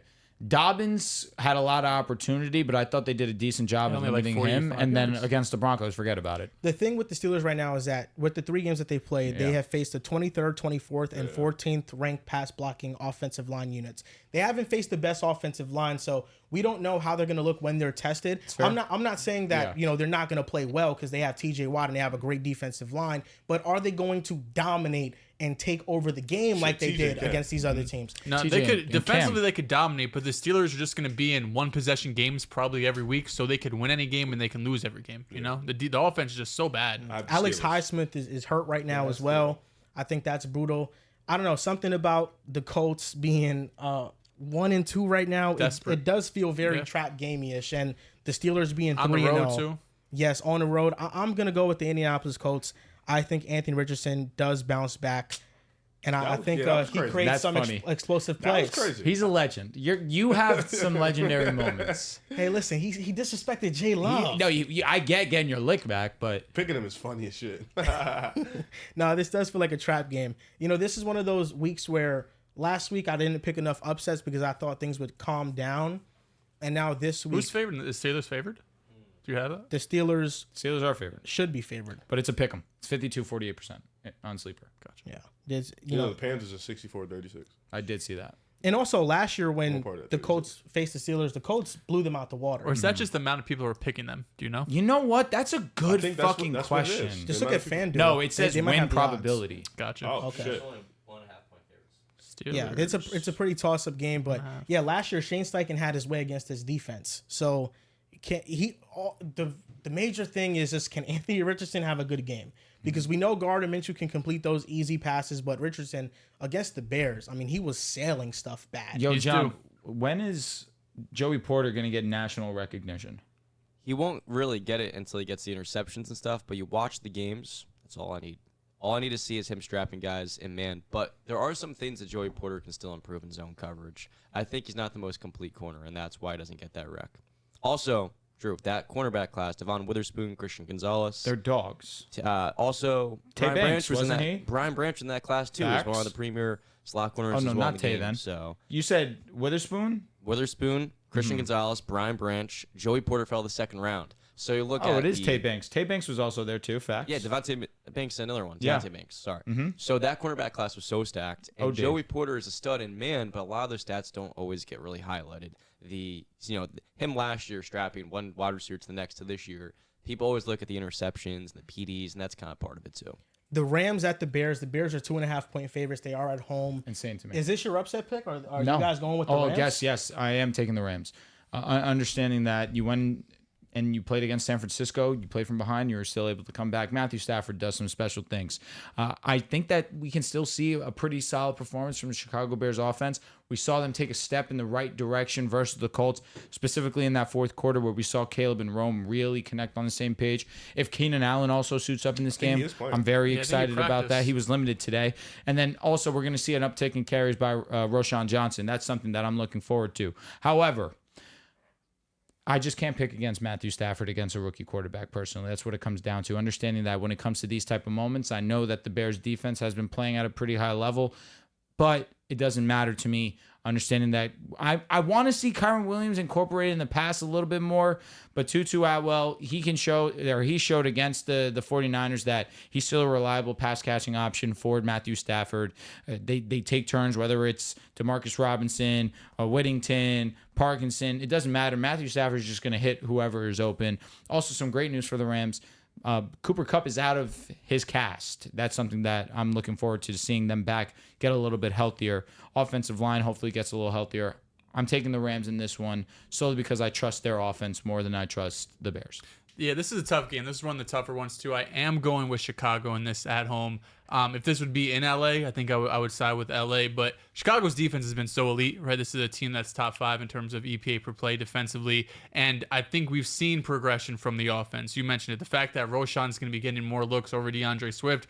DeAndre Swift, like, no exaggeration, has just killed some drives, right? Like, shout out to your video on TikTok that went viral on Bears Twitter too. Bro laughed in the video. Yeah, but it's crazy. Like, That Swift has always had vision issues, but number one, he's always been behind really great offensive lines, so sometimes you could cover that up. And number two, he's just been an explosive back, right? He's a guy that's able to rip off these long runs. He's been good in the passing game, so it was things that I was able to overlook. But right now, he's not able to do anything right? Like, if you have a lane there where he can get 5 or 6 yards, he'll find a way to get 1 or 2, right? He'll just find up ways to screw things up, which I know it sounds like we're shitting on DeAndre Swift, but he's just been such a negative to this offense that adding Roshan Johnson should make the flow of this offense a bit better. So I think there's the offense progressing, how great this defense has looked so far. And the Rams, listen, shout out to them. They got away with one that San Francisco game, right? San Francisco was dominating most of that game. Fourth quarter, Matt Stafford could do some Matt Stafford things, so hits a big throw to Tutu Atwell in the fourth quarter. They go on to win the game with game-winning field goal. So I think it's going to be a really fun game, but I like Chicago at home, relying on that defense and just getting enough out of the offense. Yeah, I think I'm going to just go with Chicago just because they have the better defense. You know, I do trust Matthew Stafford. I think he'll play a great game. But I feel like last week I went too much into – who I think is the better team and not who I think is just in a better groove or who I think is the home team that has the better defense. I think this game, I'm looking at it, I think the Rams are too banged up. I think Matthew Stafford can do amazing things like he did last week. He can will you wins. But with the Chicago team, the defense has been great. The offense has shown strides. And I believe in Keenan Allen playing. If he plays, Roshan Johnson gets more minutes gets more touches than DeAndre Swift. That's kind of another level that this offense can take in improving and making the right strides in the right direction. I love that for them and for that fact. And I think Caleb played a fine game last week. I think he's consistently improved every week. So if you get all that put together, I think you're going to start to see a better Bears team. So I also want to add, we've seen the Bears offensive line play very poorly through these first 3 weeks. Yeah. On top of it, our concern for the Rams coming into the season was getting to the quarterback. We've seen 2 of their rookies, Braden Fisk and Jared Verse, be the top 2 in terms of quarterback pressures. Braden Fisk, number 1, Jared Verse, number 2 for rookie performances. So I'm looking for both of those guys to also have an impact on this game and definitely make Caleb Williams uncomfortable, because when we've seen him try to go out of structure, usually it hasn't led to many successful plays, but we know Caleb does have that in his bag and he can make nothing out of it. He can make something out of nothing. With all the lowlights that I've seen from the Bears offensive line, I was surprised to know that their offensive line ranks 10th lowest in pressure rate. This is a top 10 pass blocking unit in terms of just allowing pressure. Caleb Williams has over 80 dropbacks with no pressure in his face, and he's just been poor in those dropbacks. I think Roshan Johnson gives his running game a boost, and I think this defense is going to bounce back, because last week I thought Anthony Richardson spraying the ball around the field masked what was a terrible performance defensively from the Bears.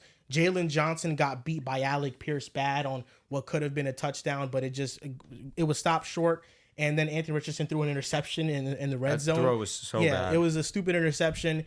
And then he also threw another interception, and he just sailed it over an open receiver. Like, receivers were open in that game. I think the good thing about the Rams heading into this one is that McVay has adjusted post Puka and Kupp not playing. They played 12 personnel, like 44% of snaps, and that was I think they played 12 personnel almost in all of their offensive snaps, and in the first 2 weeks of the season they only did that on 1 snap. So they're loading up heavier personnel out there. They're running the ball. They're playing under center. So this was a hard game to pick, but I'm going with Caleb Williams and the Chicago Bears. I think Caleb Williams has a bounce-back game. I think this game is one of his clean games. I think with Keenan Allen playing, that'll help the receiving core a lot, and just having somebody you can trust that you can get the ball to underneath, because a lot of defenses have been playing too high on the Bears because there's nobody that can beat them underneath. They just want to go deep all the time, and I think Keenan Allen changes things for this Bears team, so I'm going with the Bears at home. This is a game that has the potential to be high scoring, but I'm also going Chicago as well for a few different reasons. Week to week, we've seen Caleb Williams get better and better, and I know last week wasn't the cleanest game. 2 interceptions on 52 passes. But I look at Roshan Johnson replacing DeAndre Swift and getting more touches.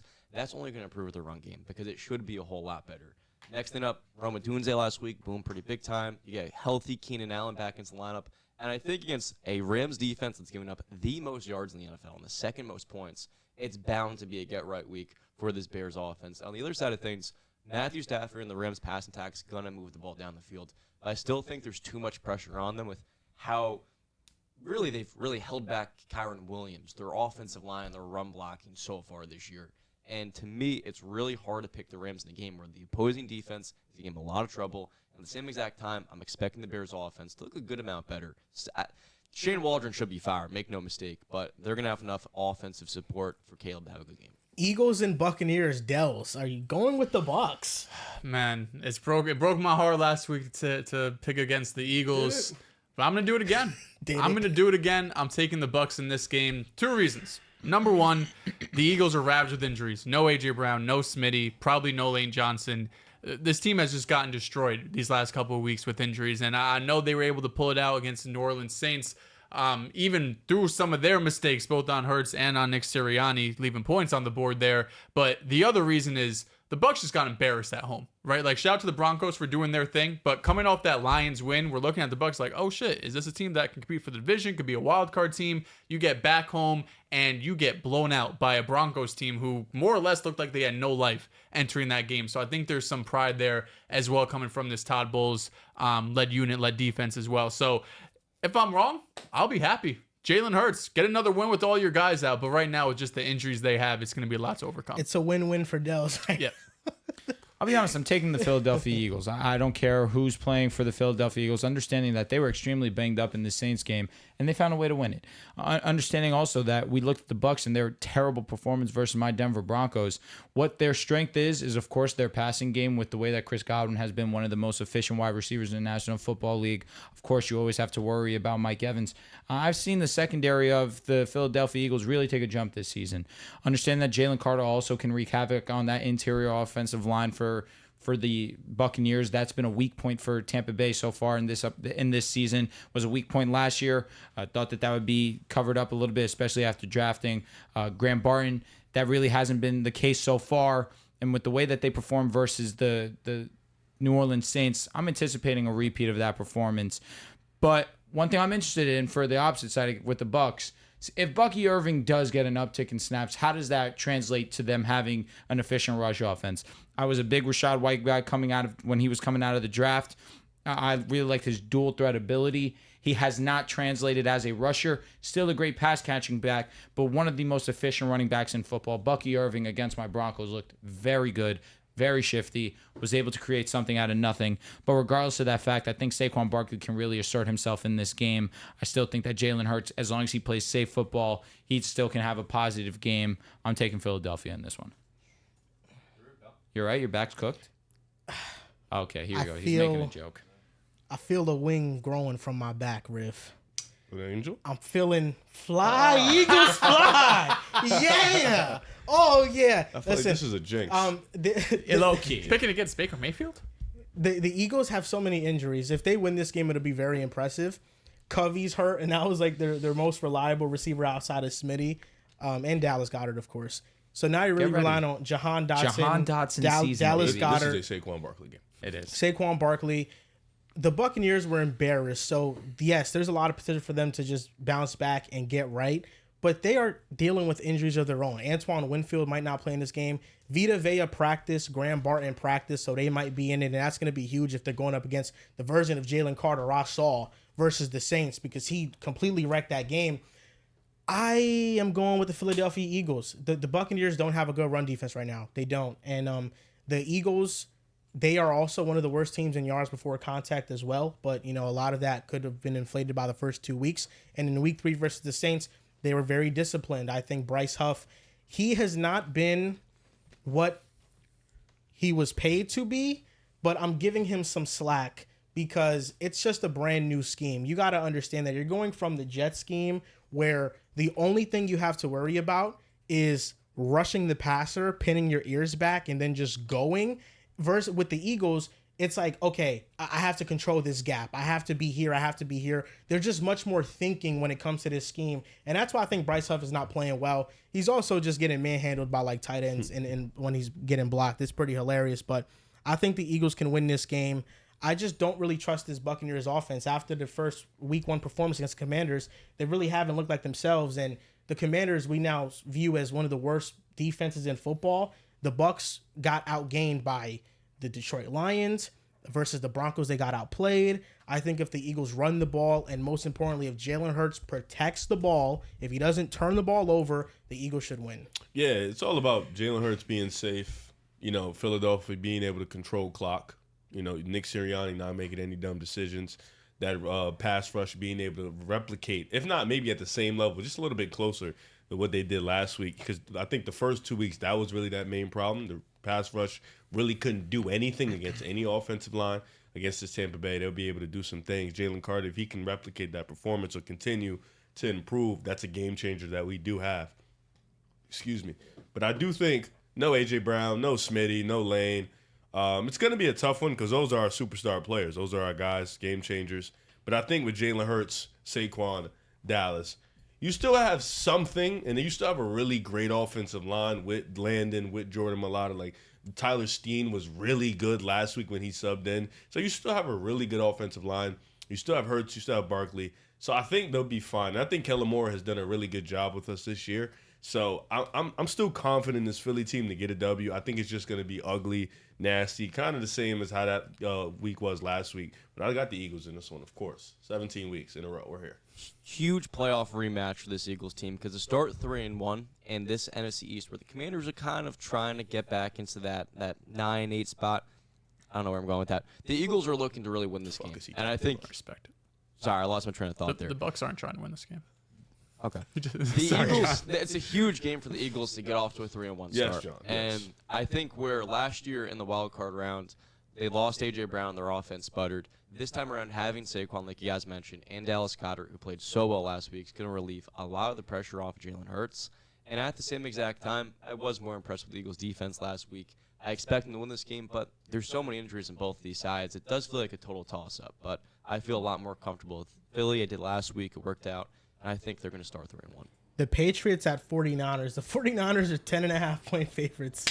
Lock of the week. This is my survivor pool pick. The Bengals fucked me. Is this your last life? This is my last life. Are you out or you're still in? Oh, I'm out. Damn, you're still in. I know you have one life left. Yes, you I have have one one life left. Bengals I thought were a gimme. Commanders fans let me know that I was being disrespectful, and I listened. That being said, lock of the week. They're not going 1-3. They're 100% winning this game. I'm not thinking twice about it. They're going to get pressure on Jacoby Brissett. That's what's going to really take this game to a different level for San Francisco. I'm interested to see how Brandon Ayuk looks against Christian Gonzalez, what they're going to do in terms of lining Brandon Ayuk up to get him better advantages. Are we getting a Brandon game? I don't know because, again, last week versus the Rams, we saw the way that he was being covered, which led to Juwan Jennings having the game that he had. But even still, Brandon Ayuk was number 1 in separation score last week. I want to see him play well for fantasy football purposes and fantasy football purposes only. A lot of stock in Brandon, so hopefully that this week is the game, but that's not why I'm picking them. I just think that the defensive line for the San Francisco 49ers is going to dominate this game, and that's going to be the difference. Yeah, it's going to be tough for New England to, number one, I think just stop this 49ers offense, right? The New England, we look at their defense as like a strong unit. It is a strong unit, but we also saw them got really picked apart by this Jets offense. And the Niners defense hasn't been a good unit this year, right? This is a unit that's, I believe, 25th in terms of EPA per play right now. It has not been a dominant unit we've seen in years past. So I do think New England's going to have some success being able to move the ball. Jacoby Brissett doesn't move a ton of people, but you'll probably get a hell of a lot better game from Ramondre than you did last week against the Jets. But right now, 49ers just a way better team, and they're coming off a pretty terrible loss, losing to the Rams in the fashion they did. So I think they bounce back here, take care of Brissett. Do you think that defensive number is swayed? Because I feel like the Jets game, they played great defense. They Against were the amazing. Rams, they were great up until just the fourth quarter. And then in Minnesota, that was probably the one lone game where they weren't great, but they had some opportune turnovers. Like, they made big plays at the right moment. Like, Fred Warner had the fumble in the red zone. Like, I don't think their defense has been, like, as the numbers say, so terrible, but it definitely hasn't been the same game-changing, game-breaking defense we used to see. I have the Niners not thinking too much about it. Brock Purdy's been amazing. I think Ayuk does bounce back this game. I think the rust excuse is pretty much over. You're 3 games in. Same thing with CeeDee Lamb. You're 3 games in. You've broke off that rust. You should be in game shape at some point. Time to lock in. I think Jawan Jennings has another big game if he does play. And he's in my fantasy, so he's locked in right now. And I have the Niners. I got the Niners too. This is also my lock of the week for San Francisco. They're not starting 1-3. And at the same exact time, I need Brandon Ayuk to play a whole lot better. He's been killing me in fantasy, but I think Ayuk's bound to have a bounce-back game in this New England matchup. This is one of the funnest games of the week, Commanders versus the Cardinals. The Cardinals are 3.5-point favorites Hardest at game home. to choose. By far. I waited till literally an hour before getting here to make Arizona my at decision. home. I am taking Arizona as well. I look at how solid their offense did look against a poor defense in the Rams. They had one of the most efficient games in regular season history with Kyler going for 260 and an extra 50 on top of the rushing. They didn't look good last week.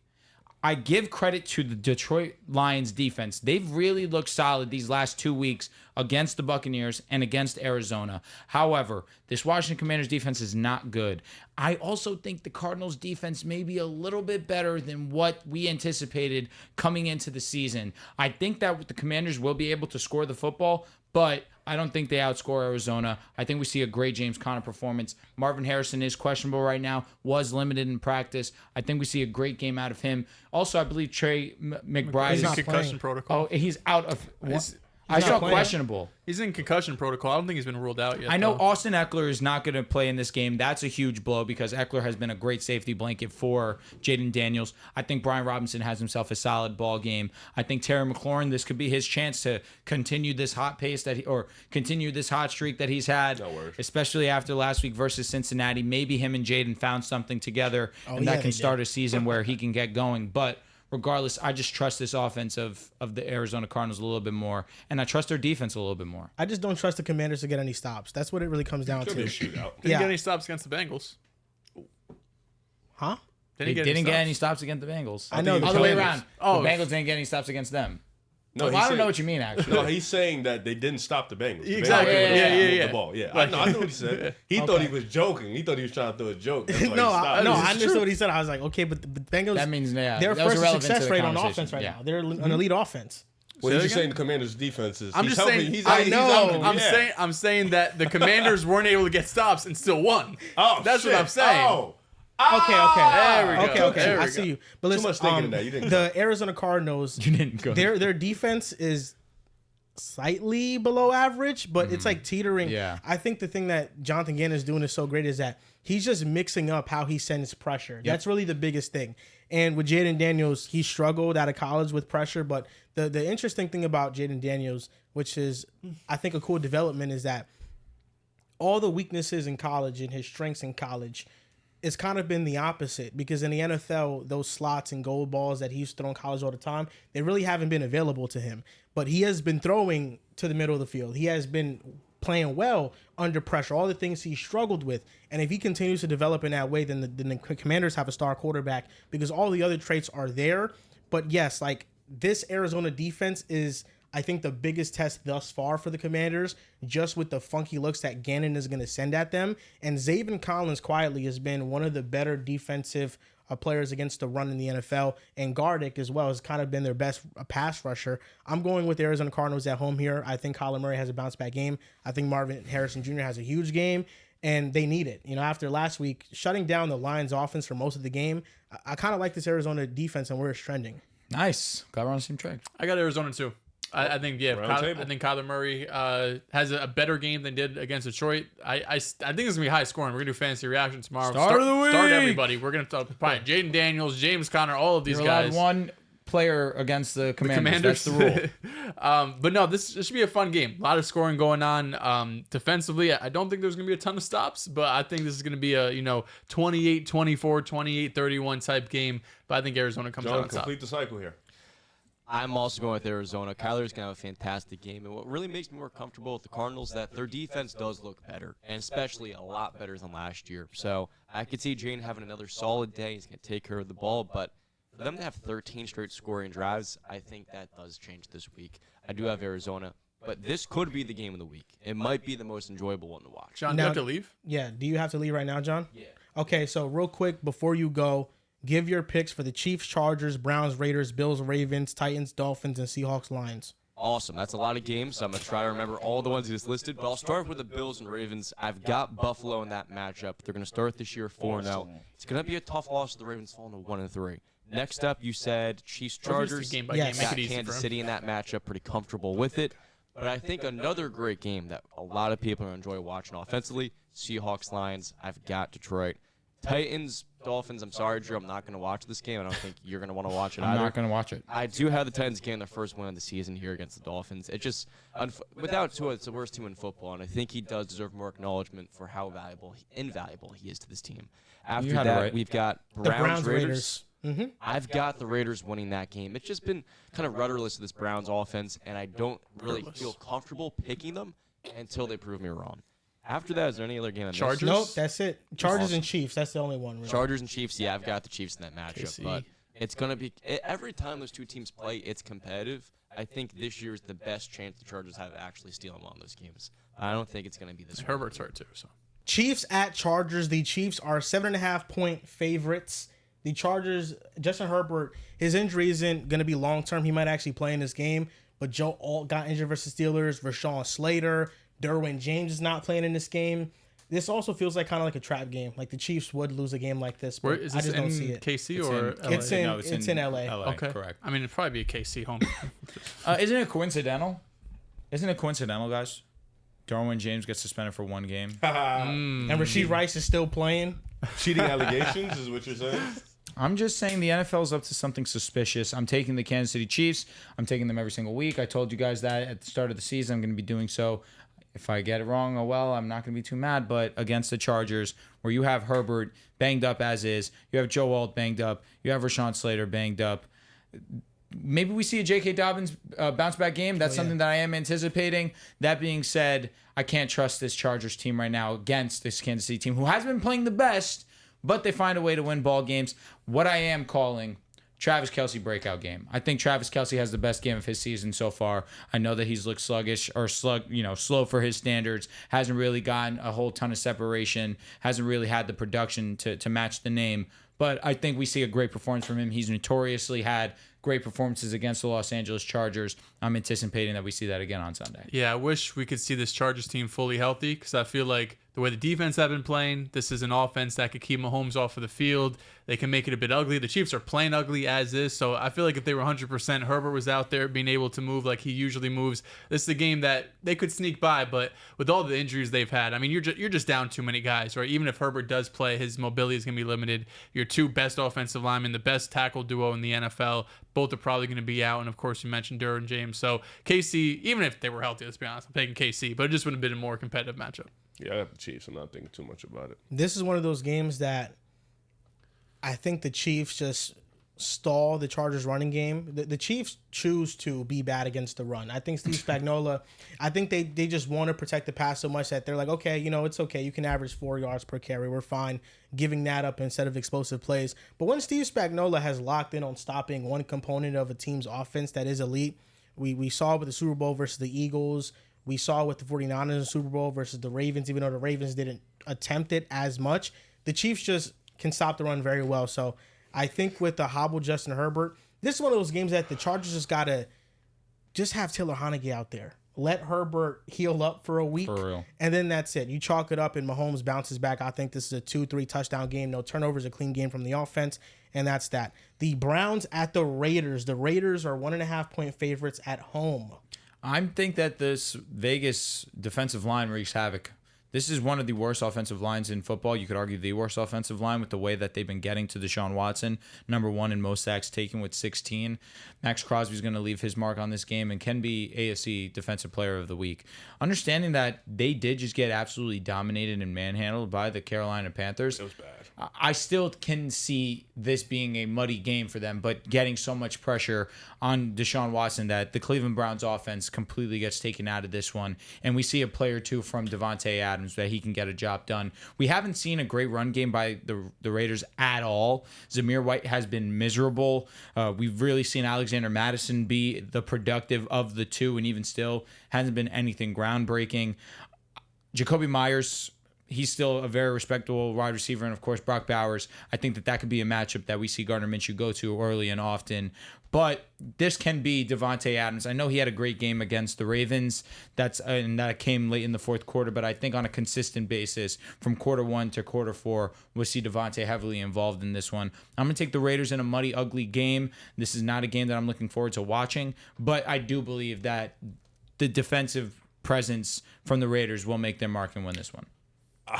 This one's tough because I think the Raiders having no run game is kind of going to help Cleveland in their favor. They'll just be able to send pressure to Gardner Minshew, and they have the defense to really lock in and make this a really nasty game.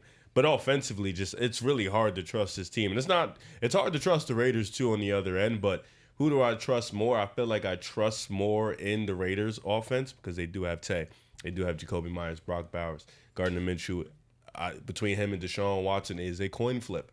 Honestly, it might not be. I think Gardner Minshew is probably better. Probably is. Yeah, but I think with Cleveland, they just lost to the Giants in embarrassing fashion. The Raiders lost to the Panthers in embarrassing fashion.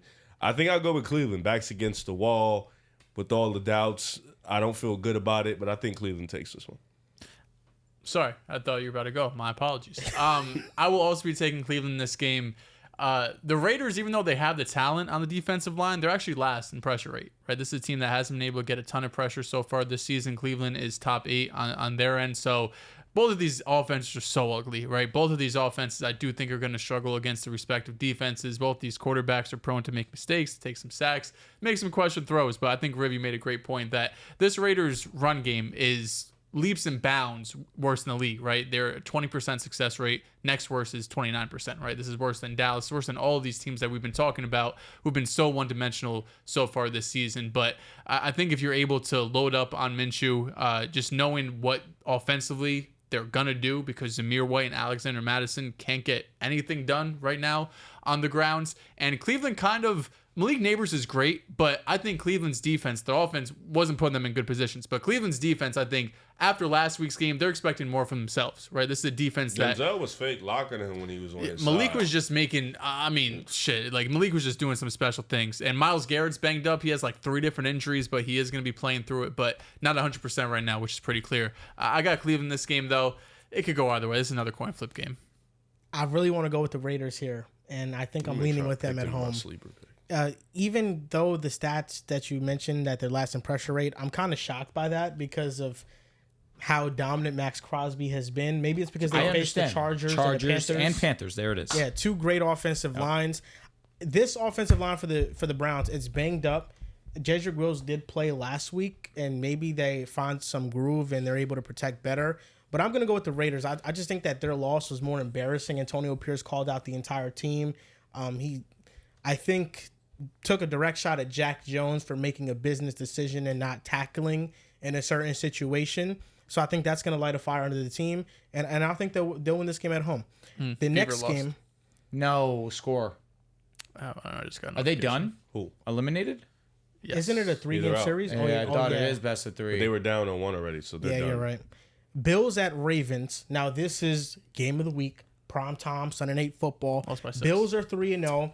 Ravens are 1-2. Now, if the Ravens lose, it's going to be very hard to bounce back from a 1-3 record, just like it is for the Bengals.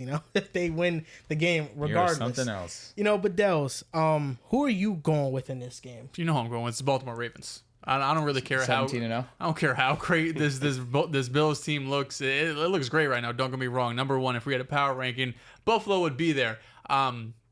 Baltimore's coming off an impressive win in their own right, though, right? Going into Dallas, dominating them the way they did, over 200 rushing yards. And I think I don't really have any concerns that Baltimore is going to be able to move the ball, right? Baltimore has been one of, if not the best rushing attack in the NFL this season. Derrick Henry, time to time could be inconsistent, but I still would love to see them play more under center to get Derrick Henry going, right? That was one of my concerns entering this season.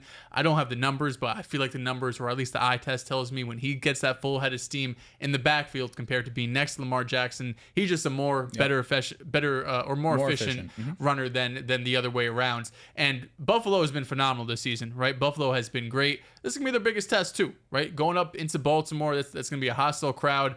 And the first game Baltimore had at home against Las Vegas, embarrassing, right? That's the game you're a double-digit favorite, I believe. This is a 10-point favorite. This is a game you should have had in the bag. So I think it was smart for them, or obviously smart, but it was big for them to bounce back in week 3. You saw after the game too, Marlon Humphrey's going on IG Live. The said we can't have any of that. He said we got to lock in right now. I don't want to be on Instagram Live. We've been fucking up too much. You saw Lamar? Yeah. There was heads that could have been on suicide watch if they won that game. No, he's crazy. But it's a fact. If you can't start 0-3 if you're Baltimore. Those fans are used to winning. All they really know is winning. You and Lamar, Joe Flacco, all the way down. All they do is win.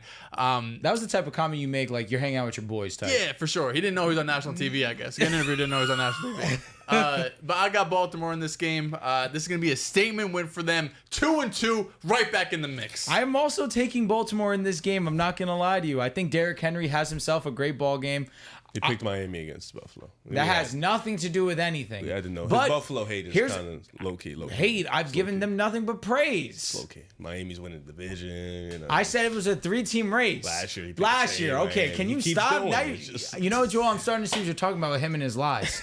Now he's just lying. That's his new thing. That's his new mantra. That's his new mantra. God, he he's did lying. pick Miami last year. He picked Last Miami year, this not year. no, I didn't. I actually took the Jets before the season started, and then week 1 wasn't said even it's a his team, it's 3-team another race. team. That was a good take. Yeah. That being Really? said, Well, I don't know. He went back on it. being on the road, it's going to be tough for them because Baltimore obviously does play well at home. Derrick Henry's going to have another amazing game. They figured something out against Dallas. Dallas is a terrible run defense, but they were running him under center, or they were running Lamar under center more and more I formation, getting the ball to Derrick Henry, getting him some space, little head of steam. We saw him have his most productive game yet. I think that we're going to see something similar this week versus Buffalo. If there's one thing that Buffalo does struggle against, it's against really high-level running backs. We saw that week 2 versus Achane. We saw James Conner, although in the second half cooled off, he was productive in that game. I just anticipate that this is a dominant Derrick Henry game, matched by a pretty solid performance by Josh Allen and company. But what the Ravens have been pretty great at so far to start this season have been stopping the run.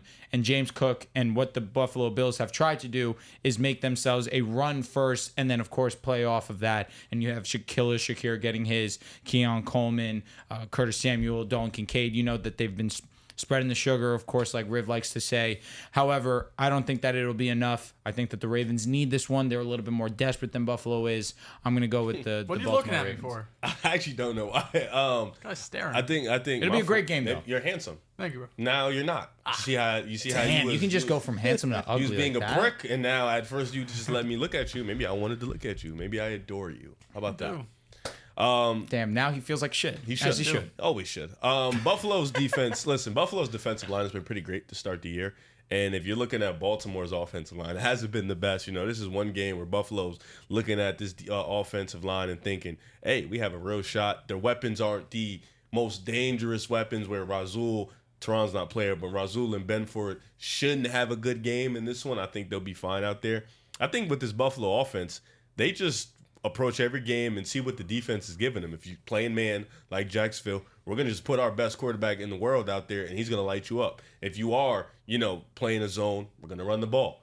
So I think with Buffalo, their offense is just so dynamic, so different, so unpredictable. It's hard to really have a simple game plan for them because you don't know who is it going to go to, what they're going to do. And I think with the way Josh Allen is just not turning the ball over, it's going to be really hard to beat this team. And I think their defense is playing at a high level. So I will take Buffalo. I think them being on the road, first test, tough, but they know that. They're kind of anticipating that. And this is a game that, like Baltimore needs it. I think Buffalo needs to kind of solidify their 4-0 start. Yeah, that they're a legit team. This isn't a fluke. So I got Buffalo in this one. This is a must-win game for both teams, and I agree with your reasoning about it. The Ravens right now are second in EPA per rush defensively. Mm-hmm. It's been an elite run defense. But who have those opponents been? Yep. The Chiefs, the Raiders, and then the Dallas Cowboys. They have all been teams that cannot run the ball like the Buffalo Bills, and the Bills have been 27th in EPA per rush on defense. So I think there is potential for Derrick Henry to have a really great game. But the offensive line is a huge concern for the Baltimore Ravens. And I also think it's a concern for the Bills on their side offensively that this is the first huge test for the wide receivers. Even though the Ravens secondary and their pass defense has been terrible to start the year in terms of yards allowed, they have talent. Marlon Humphrey, Brandon Stevens, Nate Wiggins, Kyle Hamilton, Marcus Williams. They're a talented unit, and I think they're going to play more aggressive against these Bills receivers, and they're going to test them a little bit. This is a 50-50 game. It was really hard for me to decide which way I wanted to go. Are you about to be a Ravens hater? Because I'm seeing the direction Buffalo that the has the Ravens best are O-line going. in the If the Ravens 6 out of 10 if panic, the by the way. Ravens start off 1-3, their season's over, Dehls. I'm sorry. Well, the Bengals season's already over, so I mean. No, and it's not yet. Not over just yet. Beat the Different Panthers. 1-3 records, baby. Beat the Panthers. No, but in this game, Panthers. I think the Ravens are more desperate, and I think they'll win this game. Oh, I'll be honest, I'm shocked. that he I'm- took took Baltimore. Well, honestly, I thought you were going to take Buffalo, too. The way Buffalo has just been so... I thought I was going to be the only one taking Baltimore. I'll be honest. I love to be the only one. It just makes me feel so much sweeter when they win. And at home, and Derrick Henry, they figured something out with him. Finally, not that hard. Get him in space. Buffalo has the best offensive line in the league right now. I know that Lamar Sweet. Jackson is better in shotgun because you don't know what he's going to do when he has the ball in his hands. But it's also not rocket science. You can play. You can have play action plays and him still go and scramble. Yeah. Kind of what Josh does. You know, the Ravens, Low key. their offensive line has been this shotgun doesn't matter. huge concern for us.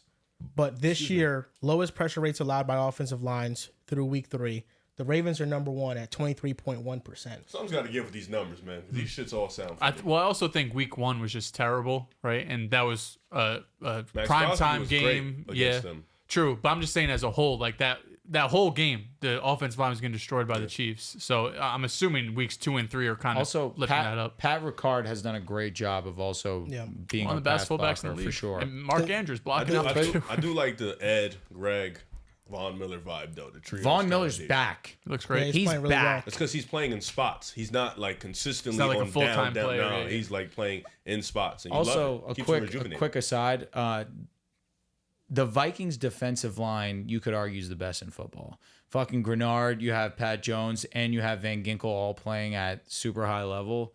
That's kind of insane to me that Van Ginkel was pretty great last year, but what Brian Flores has been able to do with these guys this season has been special. I don't know why it just popped in my head because we were talking about defensive lines, but bro, it's just not something that you anticipated at all coming into the season, and they're just amazing. Yeah, they lost Daniil and they got better. That's Like what happened. that's insane to Yeah, me. and I think it's because maybe in a vacuum before the season, we didn't think anybody was better than Daniil between Van Ginkel and Grenard.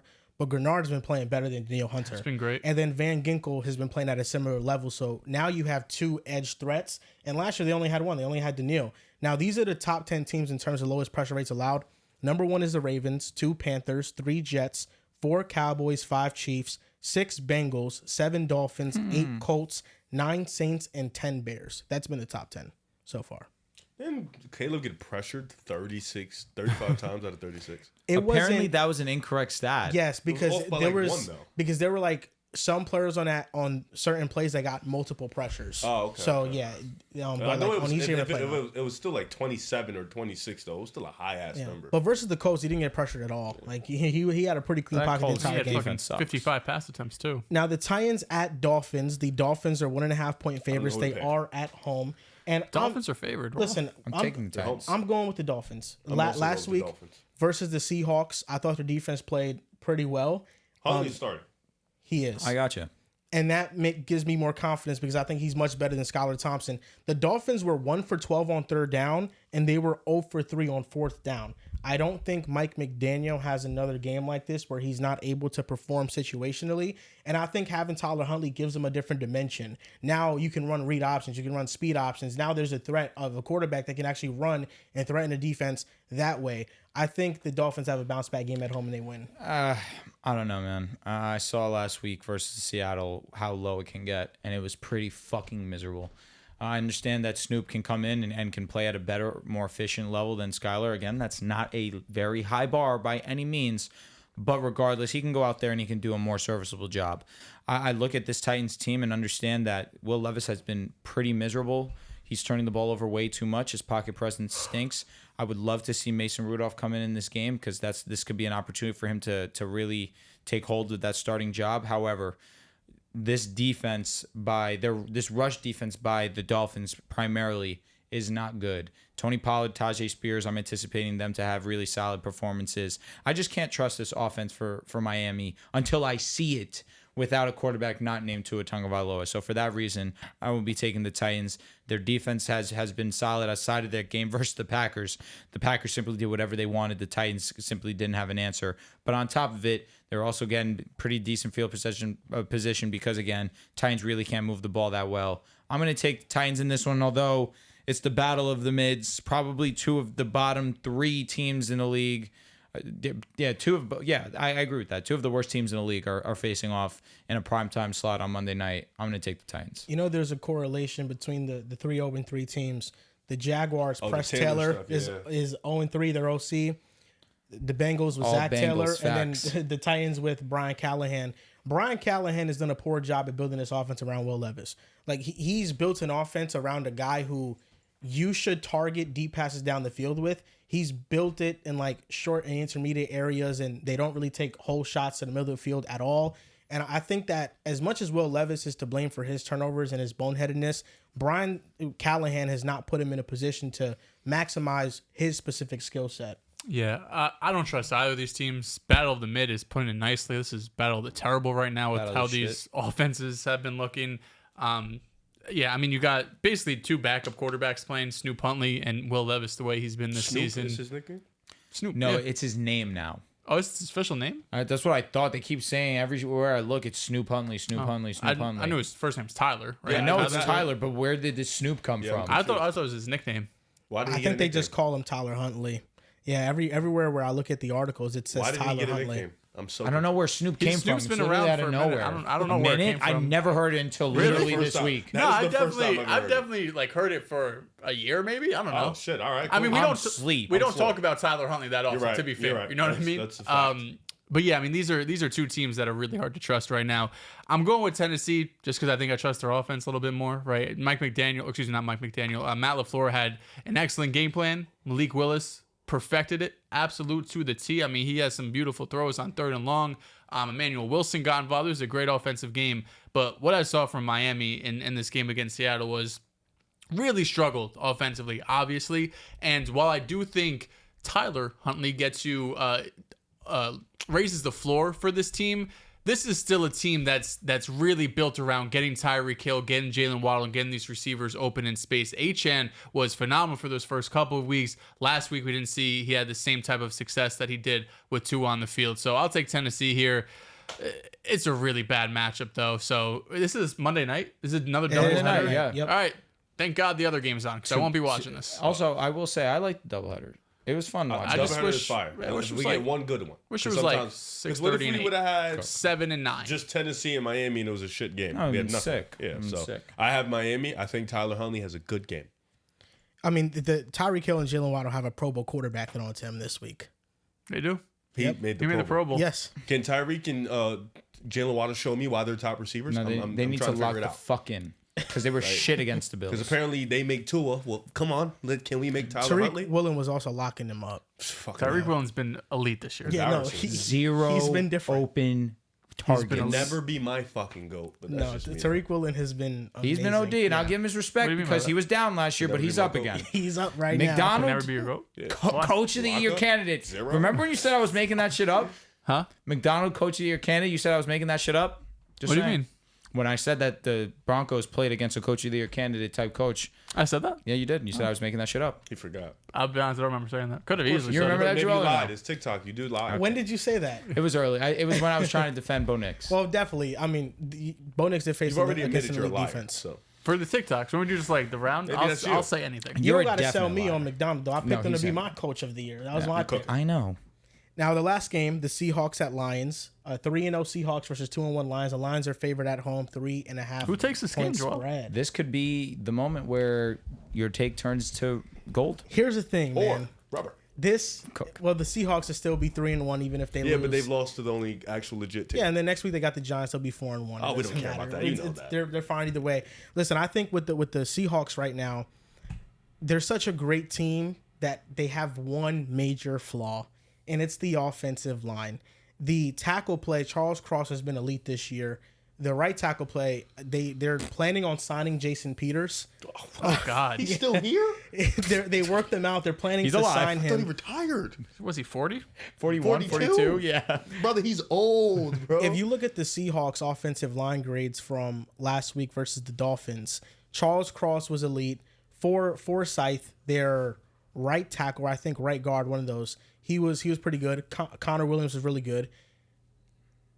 Their other positions had like a 0. They were graded 0. Anthony Bradford, that was one of their offensive linemen, and I'm trying to remember their other one. But they have 2 very weak spots on the offensive line, and I think Aiden Hutchinson has just been playing at a phenomenal level that he has a chance to Deep wreck level. this game. 4 sacks. Yes, but the Seahawks, I also think that defensively, they can really get into Jared Goff's I agree. and they can pressure him at a high Get level. locked up this game? No. The only thing is shot? that It's Amon-Ra. Ragnow's out.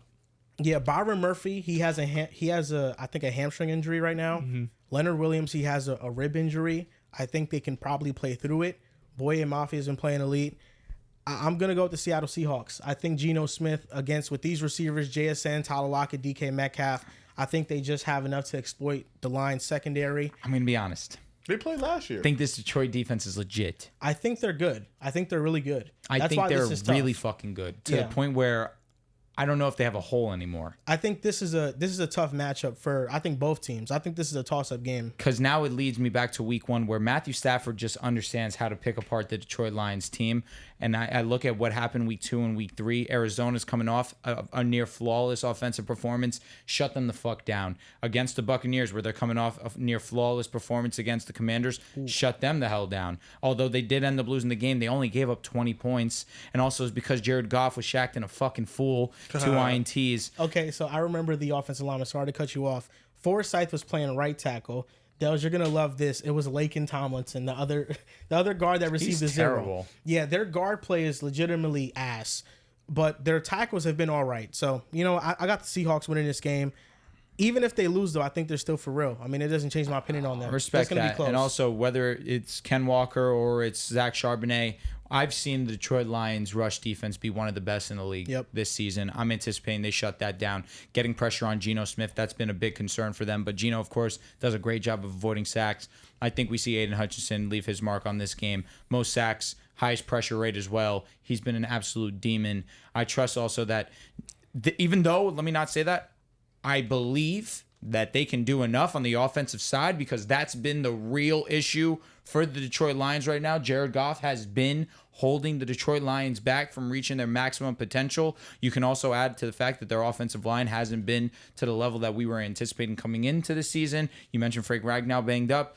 I believe this defense for Detroit is going to cause the Seahawks the most trouble that we've seen so far outside of that game versus the Patriots. Well, more so than what we saw from the Patriots. The Patriots really did a great job of limiting them. But regardless, I know that Amon-Ra, Jahmyr Gibbs, David Montgomery, I don't know about Sammy because he's also questionable coming into this game, but I just think this offense can do enough with the Detroit Lions defense being as dominant as it's been to win this ball game, especially at home. Yeah, this could be a sneaky, low-scoring game, actually, because both defense has been playing so well. But I really do think the rush defense of the Lions, as you mentioned, has been so elite this year, right? Week 1 against Kyron, he was super inefficient.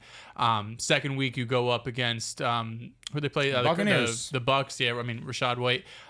This rush defense has been great. Even against Arizona, James Conner 1.9 a did carry. nothing. He had 17 yards on like 5 carries. Horrible. I mean, yeah, 9, he had 9 carries. Yeah, he was really bad. And James Conner had been one of the most efficient running backs in football this year. So the rush defense has done a tremendous job.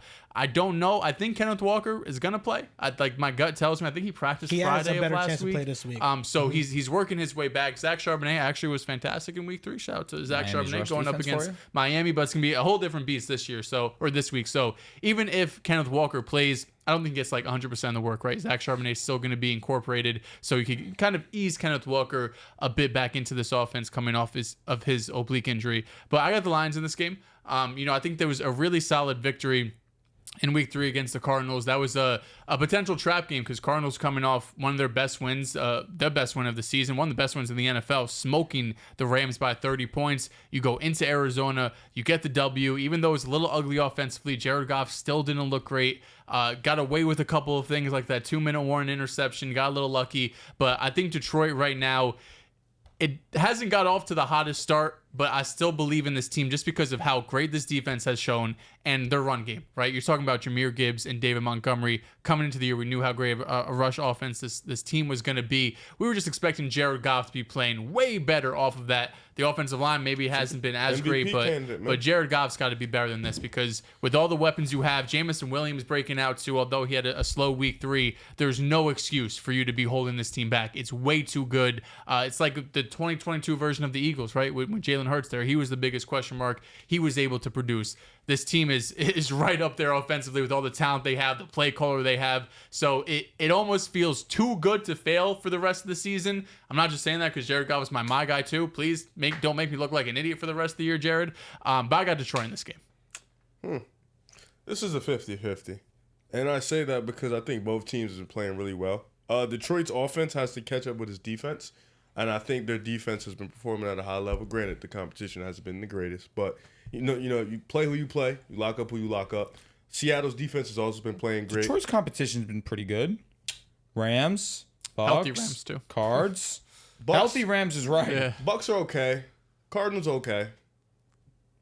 Detroit, I mean the Rams I respect. Mm-hmm. So it's cool, but it's not something. They're not world beaters. And I think with Seattle, defense has been great. They haven't beat anybody crazy. So this is for me.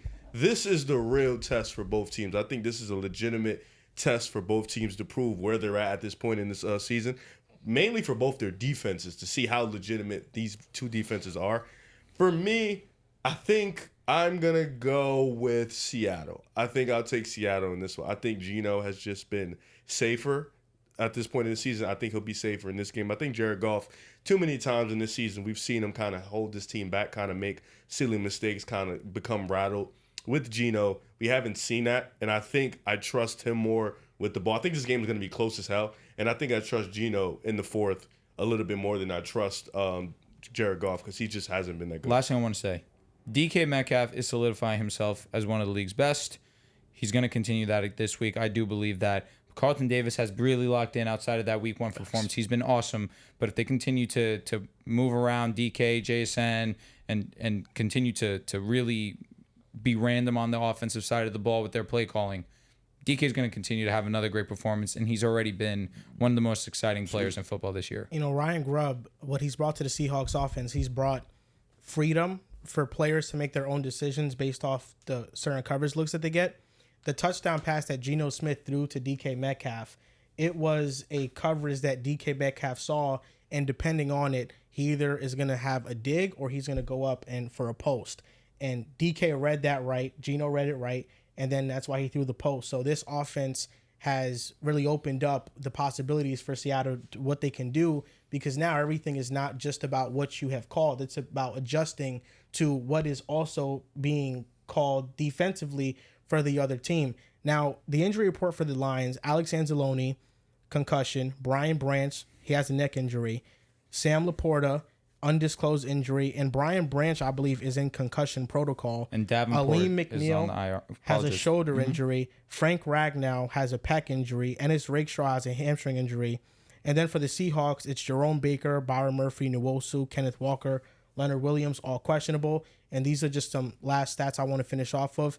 Pressure rates this season, Aiden Hutchinson's number 1 at 24%. Number 2 is Jared Verse at 23%. Number 3 is Josh Sweat at 22%. Number 4 is Micah at 22%. And number 5 is Boye Mafe, 21%. So as much as Aiden can take control of this game, I think Boye Mafe has that same type of potential. I think he's been that good. And to your point about the Lions corner play, press coverage this year in the rankings, Reek Willen is 3rd, Trey Brown is 8th on the Seahawks, Carlton Davis is 5th, and Taron Arnold is 6th on the Lions. They've been locking in. We've had some great corner play, and just another just random stat. The Lions have lost 9 of the last 10 games to the Seahawks, including dropping the last 6 straight games. So it's either a good sign for the Seahawks or a good sign for the Lions because they're due to They are win good. one. Love being due. Yeah, either or. This is going to be a great game. I think this is going to be the game of the week up there with the Bills, the Ravens. We have another great game as well.